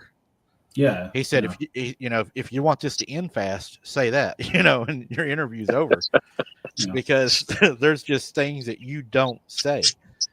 And, it makes you wonder, because if they're so strict on those things, something had to happen to cause them to have that fear, Right. Yeah, it's like it's not one of those stories of the boogeyman you just keep passing down to scare your kids. Like, there's some type of reality behind it where it's enough to continue this tradition on and hear it. Right. And they say if you keep saying the name, it will appear. Right. They tell you not to use the name Skinwalker. Well, there's not just Native American culture, but a lot of cultures around the world have that same belief. Where it's like, if you talk about it, it will come manifest it somehow or some way. It's like you can take them out of the conversation and just go pluck out another culture around the world. Right. Same story. So right. that it kind of all connects, and it makes you wonders, like, okay, these people are separated across the world from another, and they still have the same kind of belief system about a certain amount of things. So there's got to be some type of truth behind it. Right. Not everybody's making these things up.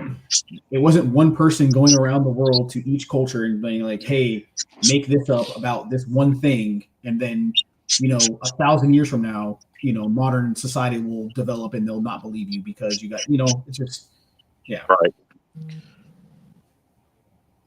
Next thing you know, you're being hunted by a tribe of the bone tomahawks. And then everything. Bone tomahawk. I haven't even watched that movie. I'm like, man, I'm all over. I'm okay with gore and like scary movies, but Bone Tomahawk, I'll skip out on that movie. It took me a while to get Scott. I don't say it. It's not bad until they start using the bone tomahawk. Yeah, it's fine. Everybody's having a good time until that bone tomahawk comes out. Oh, I'm telling you. Yeah, I finally got Scott to watch it. I don't know if Sarah's watched it or not. No, she hasn't. Nope, I haven't. I've seen a couple clips, just like scrolling social media. And I'm like, whoa. Smart people don't watch it. That's why she hadn't watched it. Yeah, me and Mike done watched it twice.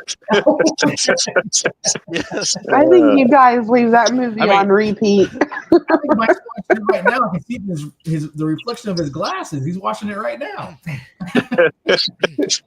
Yeah, Mike's I gonna wake up. Tell me. Go ahead, Mike.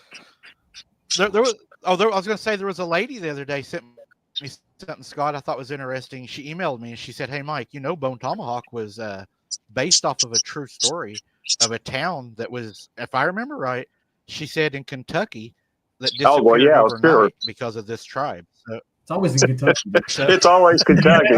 Yeah, Kentucky. I'm glad I live in Hawaii. Kentucky's like the Bermuda Triangle of the I'm telling you. So much wild stuff. Oh Lord, yeah. There's a lot of inbreeding in Kentucky, according to the news out there. That's all right. Keeping the families is the same for a reason. Right? Yeah, keeping the families.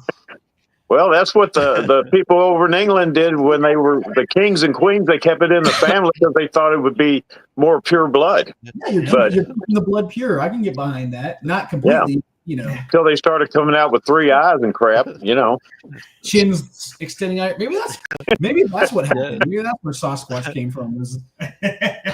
He made a blood injury over there, and then they were the ugly kids, so they sent them off into the world. I think we just busted the cap off of this, boys. Yeah. Came over on the Mayflower and used bone tomahawks at the Thanksgiving dinner, and oh Lord, he may not talk to you. He may not talk to you, but he'll still smile. Look, no, he'll do a make a vocal or two at you. Ooh. Oh Lord. So are you all planning on? Are you all fixing to do any big upcoming investigations y'all are planning on? Well, I guess it really depends on your move. If we're trying to get back out to Falk before the end of the year, but it's just move and weather permitting. Yeah, and we do want to mix it up a little bit because we are Lone Star Supernatural, and as much as we're talking about it, and I'm kind of afraid to do it. We might do a haunting next. We don't know where yet. Well, we live in Fort Worth, Texas, so there's a pretty famous hotel that's not too far from here, which you can go into, and there's a jail in between where Terry and I live. That's it used to be a jail. It's it's now like a little music hall. Yes, like a music. It's like a concert. You can hall. Rent it out and put on concerts. It's a venue. It's a music venue now. Yeah, and they swear down it's haunted. So we might do something like that to break up the monotony. But there's that guy that I mentioned with the property where he has the whaling. We want to go stay the night there. And then there's a guy, I'm trying to work up his trust. He has some Dogman activity on his property. He's about to move. He's had enough of it. He's about to move, but I'm hoping we can catch him before he moves. But he's very standoffish about it because he's just not sure. And so I do want to get out there and do that before he moves. So we do have some stuff coming down the pipeline, not just Bigfoot stuff. Are you going to try to do a video on all the audio y'all caught? Yeah, that's what we're gonna do tonight. Yeah, tonight. As soon as we're done here, Okay.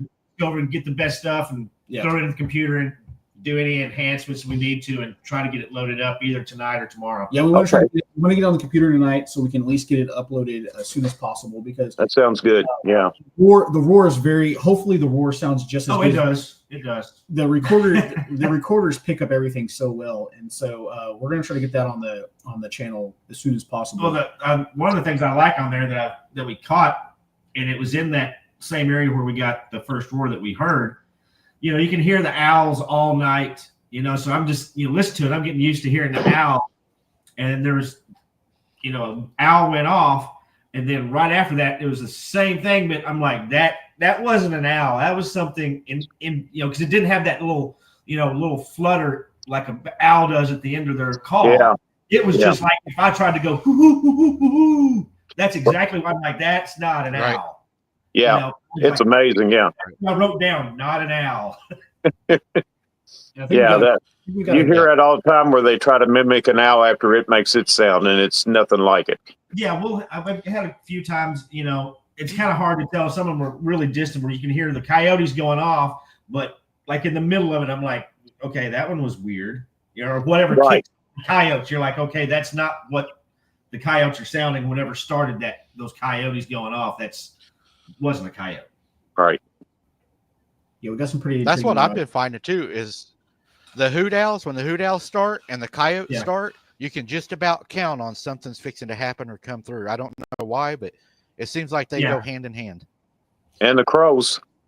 Yeah, the crows definitely will tell you something. We had when we went out on Saturday day to go find places to put recorders. It was seeming like the crows were like sounding off. Yeah. More than normal than I've been in the woods before. I mean, I grew up in the suburban area, but I've been out in the woods plenty of time. I'm from Missouri. Most of my family's been hunting. That's all they spent time in the woods doing was hunting. And so I spent a long time with them, and you just kind of get to know the woods. You kind of get to know how things act. And so when we were out there was a bit of crows sounding off, and just so happened to be next to a fixture that we were at. A whole like tree. I can't think of the word. Bent. Yeah, bent tree structure. Tree structure. Words are so hard, dude. It was like a tree. It was like a bent over bow, like a tree structure. And they were like, it was like, oh. Yeah, it was like the second one, and they were going nuts. Yeah. There'd be a lot of times on the recorder. I didn't really write it down because it could be anything. You hear movement around in the leaves and stuff. But there would always be, before I could pick it up. Again, it could be anything, but you could hear the squirrels barking in the trees, and then right after that, there'd be movement around the recorders. But again, it could be a deer, it could have been a coyote, it could have been anything. Out of all the stuff we recorded, nothing's ever gone like deathly quiet. There's always tons of background noise, crickets. Crickets and bugs. Tons of that going on. Even bugs flying in front of the recorder, and then you hear, some crazy vocals. It's never gone like really quiet.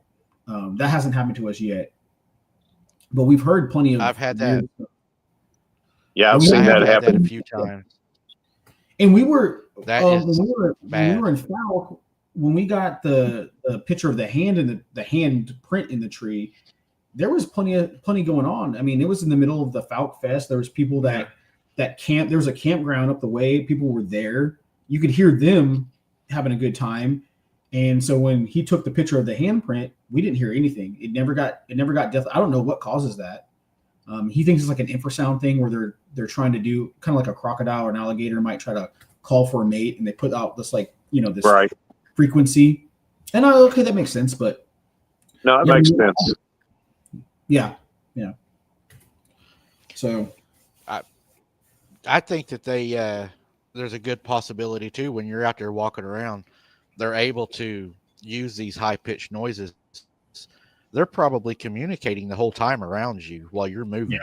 Yeah, you wonder you wonder if they're able to communicate that way in like a high frequency where you can't perceive, like, why do they do vocals at all? You know, Right. Why are they, like the Ohio howl? It's so loud. It sounds like an alarm. It's like, what are you? If you're able to send a high pitched frequency, but that's one of those. It's just another question. It's like, why if they're so smart and if they can cloak, why are they running in front of cars? Or why are they ever seen at all? If they have these extraordinary abilities, like, why are they ever seen? Even if they just want to show themselves to a person, well, listen to Mike's story. Like, they didn't really come out and show themselves to Mike and his family when he was a kid. They were tormenting him at his house. It's like they didn't want to show themselves; they just wanted to torment him and his family. So if you happen to catch a Bigfoot walking in front of you in your path, another thing is, they always shake the door handles. They're always shaking the doors, the windows, and that. I don't think they can come into your house unless they're like you open that door and invite them in.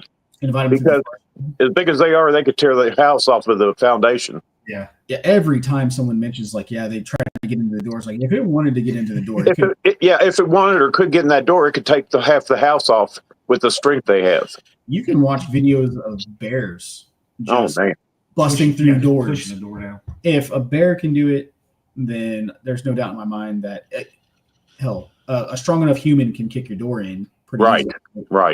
A bear can do it easily. Yeah. Bigfoot can easily get in the house. I think they do. It seems like they're trying to torment. Maybe they're not trying. Maybe they think it's funny. Maybe it's humorous for them. They love to scare. It could be pulling a prank on your friend or scaring your friend, like jump around the corner. It could be one of those things. You're trying to be friendly, but you don't know. They don't know how terrifying that they are, so they don't know what they're doing to Mike as a child and right. Him. Well, they still do it. Tell them about the chicken. Tell them about the chicken that night. One of them had gotten angry, and because we would shoot at them sometimes, to run them off, or not at them, but up in the air, shotguns. One of them grabbed a chicken one night. I guess there was like boom on the back door, boom, boom, boom. Just sound like somebody had a hatchet trying to chop the back door down. Right. Next day we went out there and it had grabbed a chicken by the legs, and there was chicken all over the door. Oh God. And you guys never brought this up to neighbors who were probably experiencing the same thing. Y'all could have banded together and did something about it, but neighbors are far away. That's true, because your neighbor is probably miles away. Oh yeah, our neighbors are way away where we live. I mean, like where I live, where I investigate, and I probably shouldn't tell this as many humans that are hunting me too, but where I investigate at down there where you're at, if you get hurt or something happens to you, you're looking at probably over an hour to get help, and the nearest trauma center is over an hour away. And that's even if you can get signal. Right. Yeah. Where we're at, there's nothing. We had two little boys a few years ago lost their life down there. I talked to the guy that found them. Pretty weird how they found them. They were stuck underneath a log with leaves and branches put over them, both bodies. Which goes back to they said they died of hypothermia was the report, but a lot of the officers and first responders I spoke to didn't agree with the report, but I think they're opportunists. I think that they have a higher intelligence than what they're given, and I believe that if you're down there in the woods and say you twist your ankle, break your leg or something, and you're alone, they think they can kill you, eat parts of you, and make it look like a dog attack. Sure. Mm-hmm. But they also know that if they cross that line, I think they know that there is people out there that know what they are, where they come from, and they will be hunted. Just like the children that go missing, right? Some children are found alive. Some are never found. Some are found deceased. The ones that are found alive, if you go back and look, they're the ones that had the towns that had the best resources to put a search and rescue together fast. If you have a search and rescue together fast and you're in this creature's home and you're searching for him, he knows if he leaves that child and that child is found, that search and rescue is going to stop.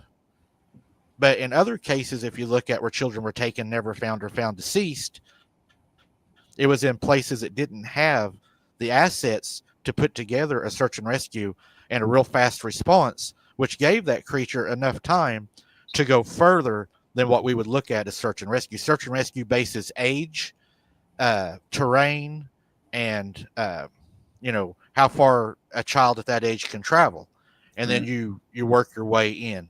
And these creatures, if they have a high enough intelligence, they know, well, if this little kid goes missing, they're probably going to look this far, but if we get them back over here, it ain't never going to matter. And then we'll just make it look like a drowning. There was a kid here in Oklahoma. I spoke to his father the day after his son was found deceased. He told me right out of his own mouth, his son was not where they said his son was found. And how I ended up finding out that the body was not where they said the body was is whenever I looked at the coroner report and the police reports, I noticed that they used longitude and latitude whenever describing the location of the attack and the body. That's not typical. Normally you'll give an address. And so I plugged in the numbers, and the numbers took me behind their house to a pond. That's where it would go, was to that pond.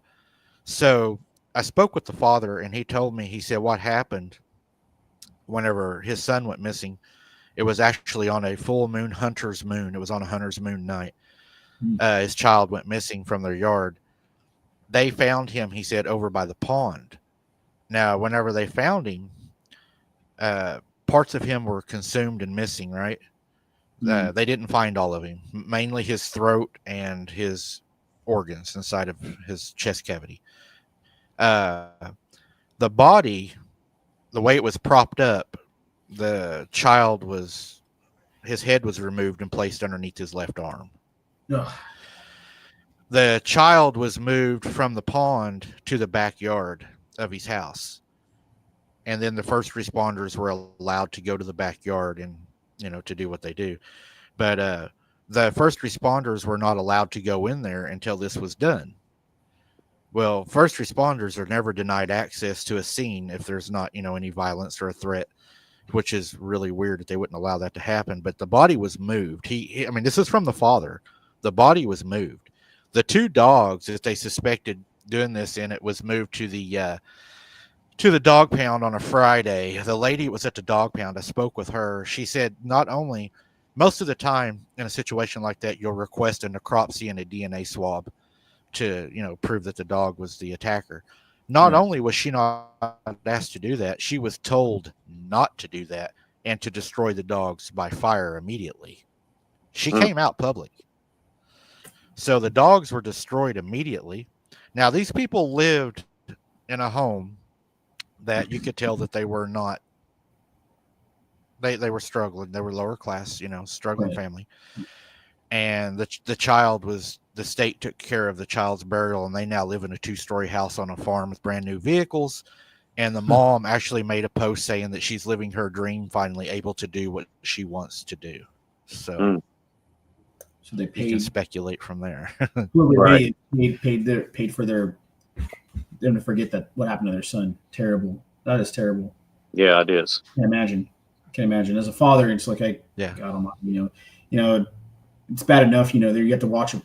We talk about monsters in the woods, and there's plenty of monsters that are among us at the grocery store, and exactly. You when you move out to the country, you think you get away from all that, and aside from coyotes and stuff like that, you're not expecting that to happen to your child. That's awful. That's terrible. Yeah, it is. Not to that family 100%. Mm-hmm. Even if they're living lavishly now, I know it still crosses their mind when, oh yeah, your baby boy's not around anymore. So it's terrible. Terrible. Yeah. Terrible. What was weird is whenever you look into that case, and then you have to ask yourself, did the hunter's moon have anything to do with it? Because whenever I investigated the family further, they were into witchcraft and things of that nature. You think like maybe like a that's all speculative or something like that? Yeah, because like maybe I'm an outlier here. Your father, he's a father, but if my kid, God forbid, something happened to my children like that's that horrendous, I'm probably never going to get over it. You can give me $1 billion, and I'm probably not going to live a happy life. Right. Life I was going to live, but if I was behind it somewhere or another, and I'm seemingly over it, then yeah, that's another red flag on top of a multitude of other red flags. Right. Yeah, that makes you think. I would hunt that thing till my dying day, man. I would be ready to mount it over my fireplace. Yeah. Right. I might go down, but I'm not going down without a fight. Yeah. I'm going to avenge my baby. Right. But yeah, but then it makes you think, like, who else was probably, if let's say there was something nefarious going on, who else was in on it? The police, and could have been a collective thing. I'm telling, yeah. Corruption doesn't just stop at the individual; can spread out like a spider web. Almost. We found that out through the Girl Scout murders. I mean, there was so much going on there. What are the Girl Scout murders? Oh Lord! Is that a video? He's got another hour.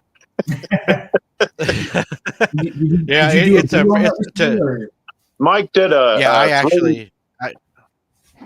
I'm behind. Yeah, I investigated it. Okay, he's got 3 videos on it. If you watch it, go back to the older times, about a year ago. Okay. And it's called Girl Scout Murders, and there's like 2 or 3 of them in there, Mike. Okay. I'll check it out because I'm so behind on it's crazy. I mean, when you that makes sense, but yeah, I'll put it to you like this, and it'll raise your it'll make you want to go watch it. I can tell you this: FBI, local authorities, OSBI, Oklahoma State Bureau of Investigations, they all documented supernatural shape-shifting going on at the murder site. At the murder site. Yeah. Some of them retired early after that, and some of them took their lives after that. Wow. FBI. Yeah, there was 3 girls that were murdered. 3 girls that were murdered, and they were awful. Yeah. What they did to them was horrible. I got a phone call when I done that, when it told me to back off. Really? Yeah. Are the videos because I was an investigator for 12 years, and I just used what I learned to look at that case and to reopen it. And most investigators don't look for Bigfoot and things, and so I try to use what I know, and I try to put it to the best as I can to match, to look for MOs, and routine, and whenever you start doing that, believe it or not, these things actually are so close to human profiling, that you can tell they're not animals. I mean, it's scary, but when you look at the Girl Scout murders, that really opened my eyes to what these things are capable of. I mean, it's horrendous what happened to the 3 girls. God rest their souls. It was hard to do. It's a very hard one to do. I'm actually thinking about doing another part on it. I've been asked to do another part on it, and I don't know if we're going to do that or not, but it is in the talks. I'll definitely check it out. Yeah. It might hit a little too close to home for me to finish, but I'll check it out.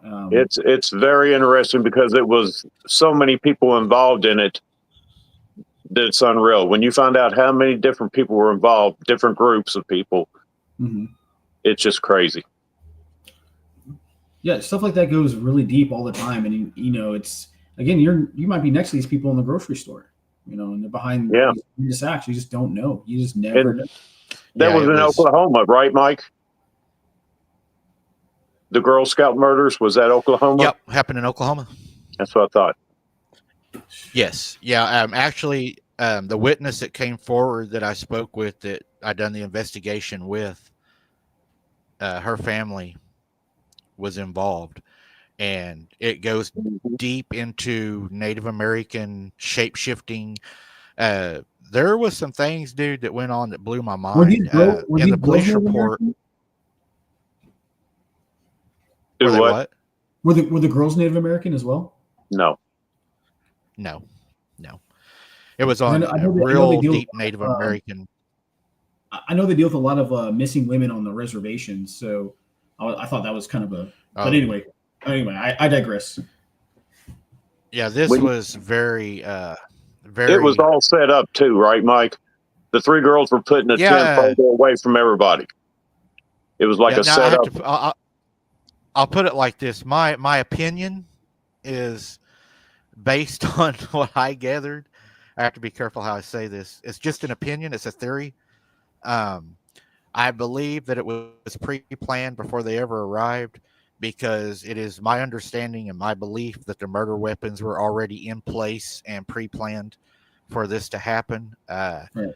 The individual that was allegedly involved in this told the deputy at the jail, "I will escape before morning." He was the known shapeshifter that was supposedly allegedly involved.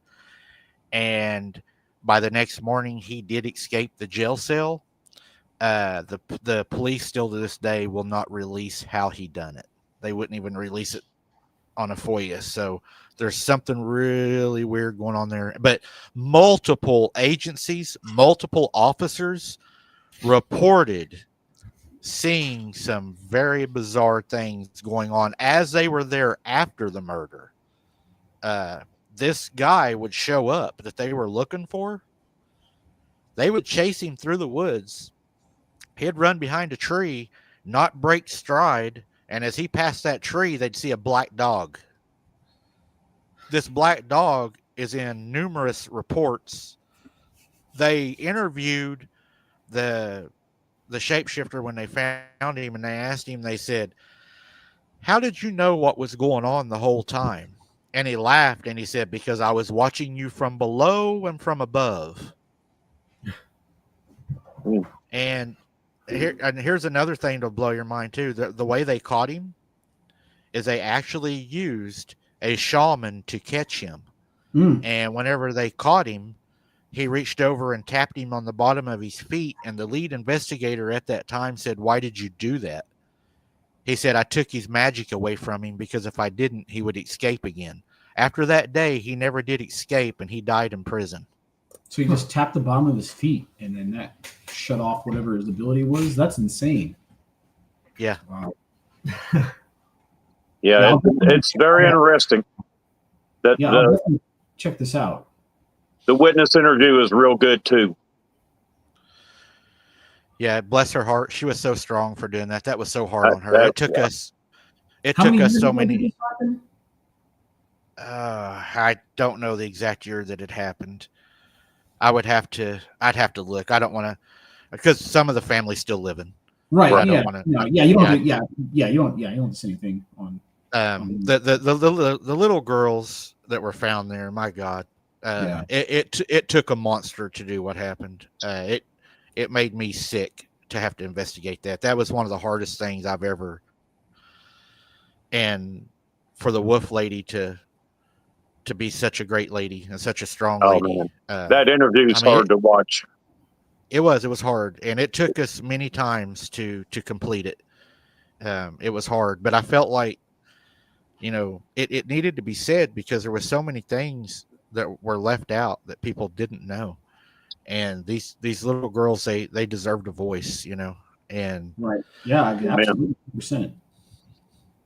And just looking at that place, I mean, I can't even believe they would put those little girls out there. I mean, honestly, I wouldn't have wanted my kids out there. Not the way this place looked. There ain't no way. Yeah, you can tell, like, if a place looks too creepy, then you should already know, like, this is too creepy. I'm not getting good energy. I'm not getting any good vibes from this at all. Right. Well, the little girls were in a tent at nighttime. They were the furthest ones away from and this is where I got mad. They had enough staff there that they could have had an adult staff member with each tent. Yeah. And the tents aren't regular tents like everybody's thinking. These are rose platforms with a tent on them. And they could have had an adult in each tent, but instead they hired a bunch of teenage girls and boys to do this. So they were having their own party that night. A thunderstorm rolled through, and they even told the police officers, we heard the girls crying and hollering for help, but we figured they were just scared. No, they were being murdered. Every time it's always a thunderstorm rolling through too, it seems. Yeah, it was a storm. It was a stormy night. That's so sad. I'm definitely gonna check out this video and see what goes on, because man, that's terrible. I can't imagine. Like, it just seems like it was a setup the entire time. I mean, even down to the teenagers watching them. Oh yeah, we thought they were. Would they think that they were maybe sacrificed?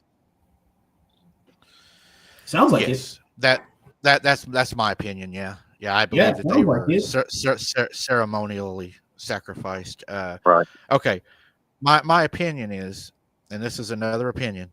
My opinion is, the girls were sacrificed for the coming of an age of another person that was coming into the bloodline of the shapeshifter, and I touch on that quite a bit in the story. Okay.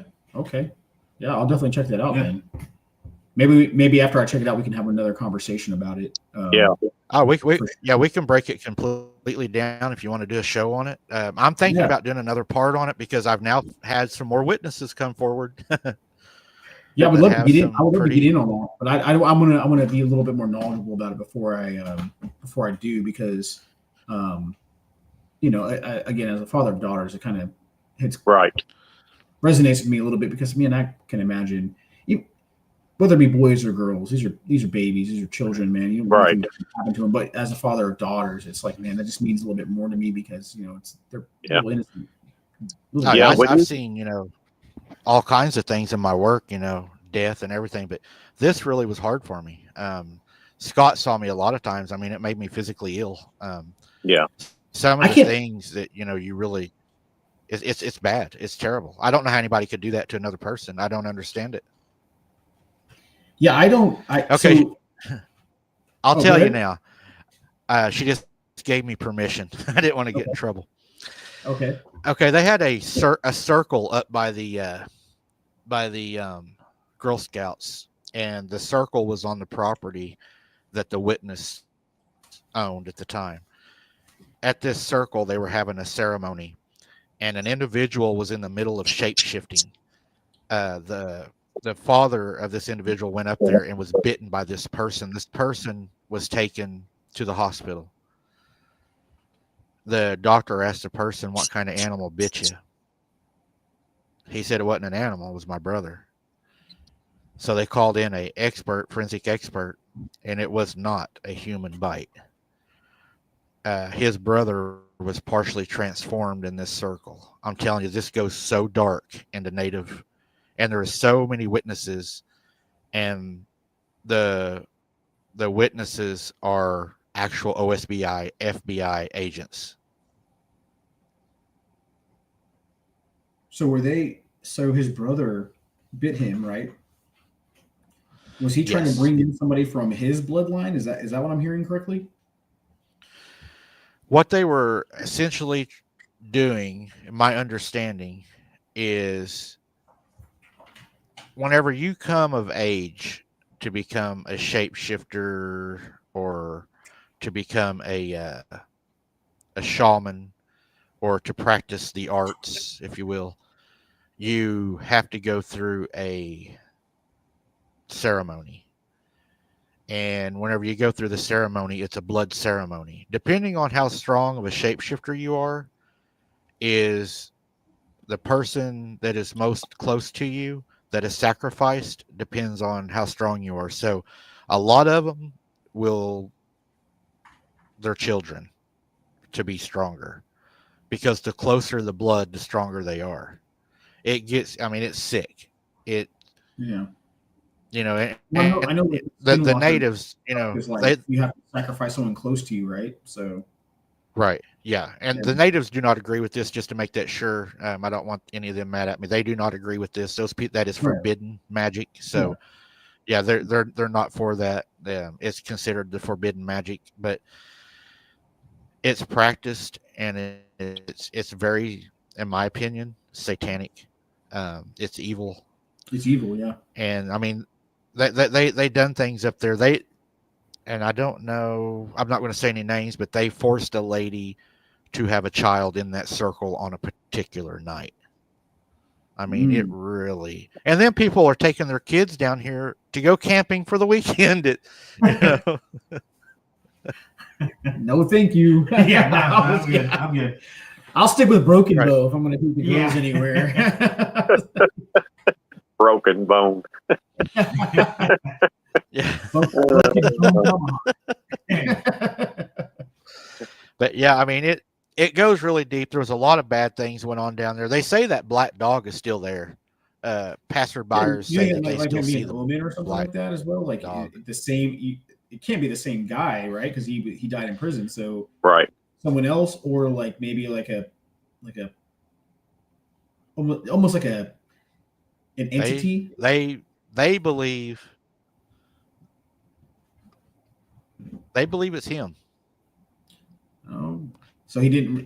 Because they believe that you can actually leave your body and go into this form, but once you do that, you can't go back to your body. You're forever in that form. You're that dog.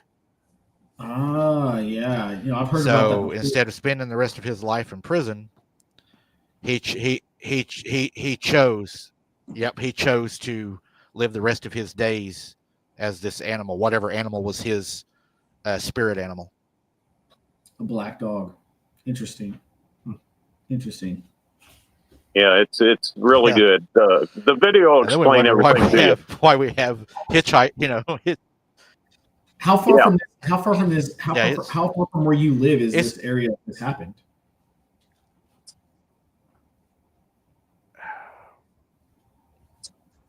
Maybe 40 miles, something like that. Have you thought about doing an investigation there? Oh yeah. Yeah, that's what we're working on right now. I would say I would go that big for. Yeah, it's going to be on the scene. Okay, yeah. I would say like try to invest in like. Yeah, I'm fixing to do on the scene. Yeah, that's going to be pretty. That's going to be pretty cool. Well, I we're going to do a travesty happen there, but great follow-up video. It's no longer the Girl Scout camp, right? It's owned by an individual. We're going to actually. Yeah, it's privately owned. Yeah, it is. God, I don't know how to say this without getting myself in trouble on here. It belongs to, the Girl Scouts and the Boy Scouts, whenever you look deep into them, they're owned by another entity. I can't say the name because I got flagged for it. Let's just say that they're connected to, they have a protractor as their emblem. Or something like that. So I got in a lot of trouble. Before going down that road. Together, don't worry. I'll piece it together. You don't have to say anything. I'll put it together. Yeah, you will. It's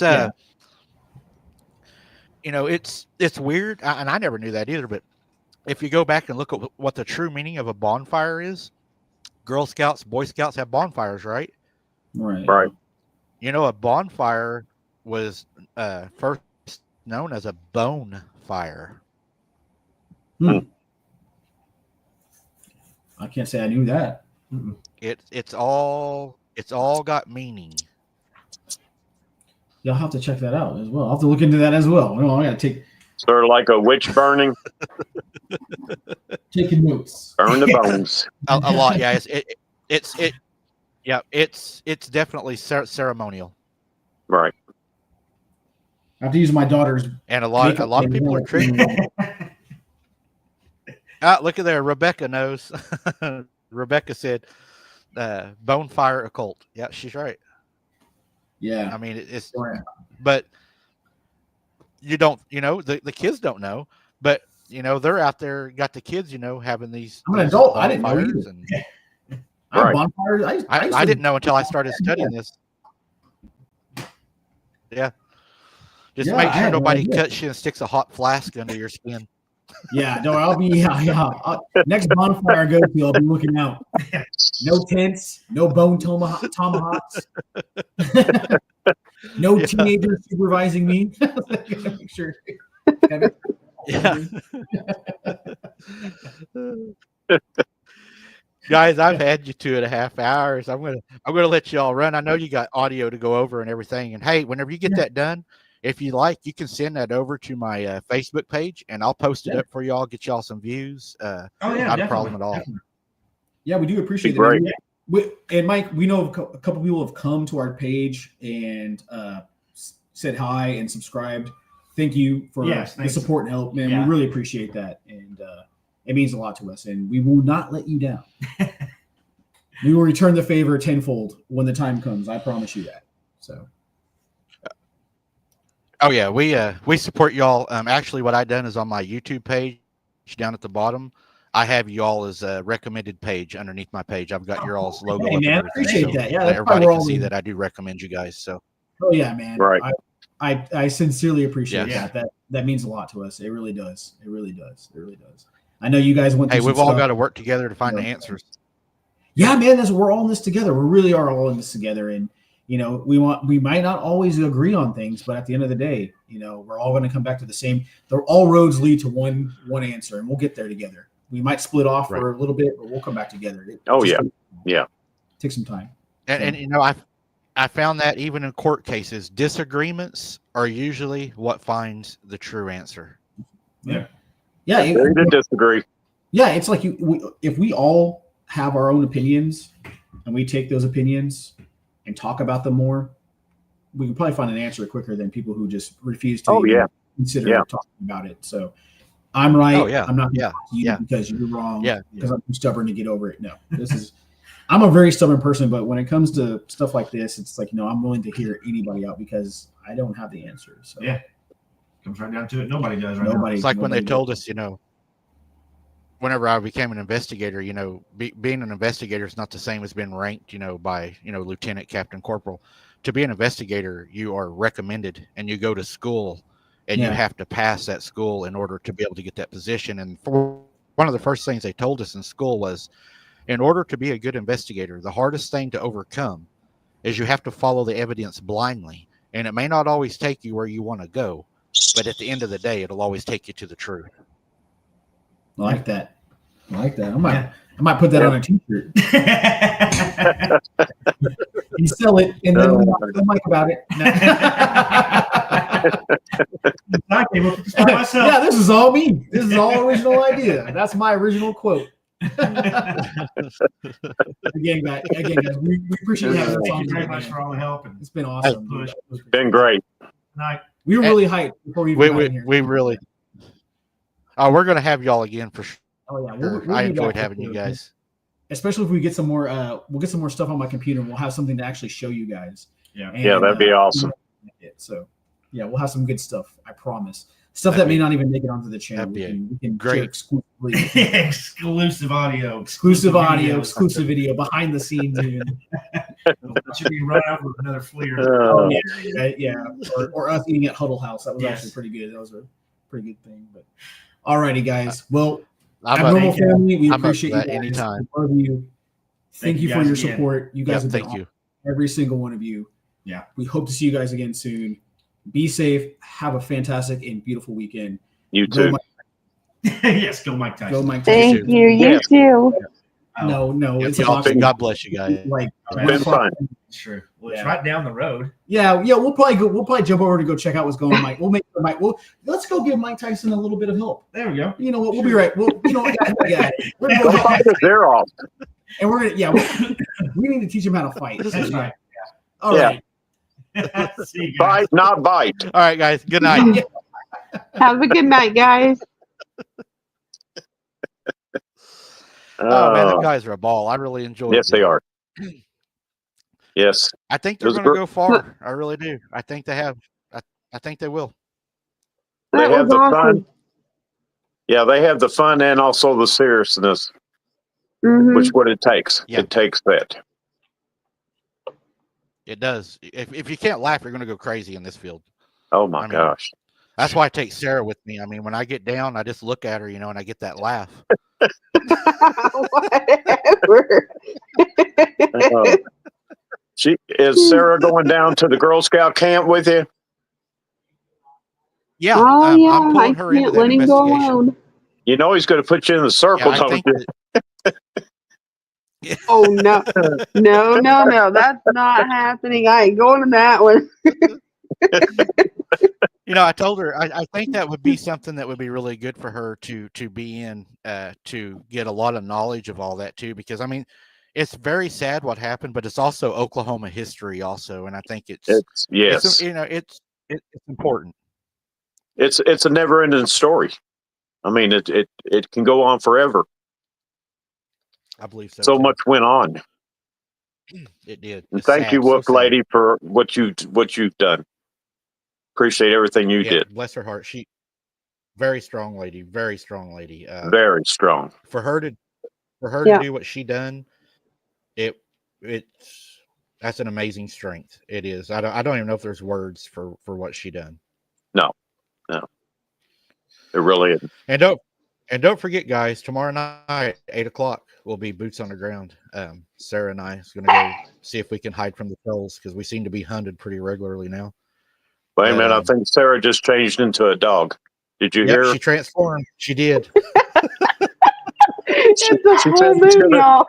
She said it could be rough tomorrow night. Chris is going to throw her a treat here in a minute. Oh, Lord. Yeah, he better watch out what he's throwing. I'll throw something back. Oh, Lord.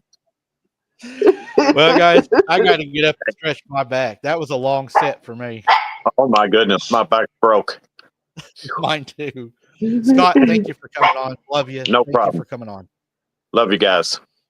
Love everybody. Right. Thank you all for being here. Yes, for sure. Guys, Sarah, we're going to call it a night. down. Thank you for watching. Yep, Sarah, I'm trying to talk to her. I'm sorry. She won't let you talk. I don't interrupting talk. So we're going to call it a night, guys. We're going to get Sarah a gravy biscuit. But thank you for watching. And until next time, guys, we'll see you tomorrow night. Thank you for watching. Love all of you. Good night, everybody.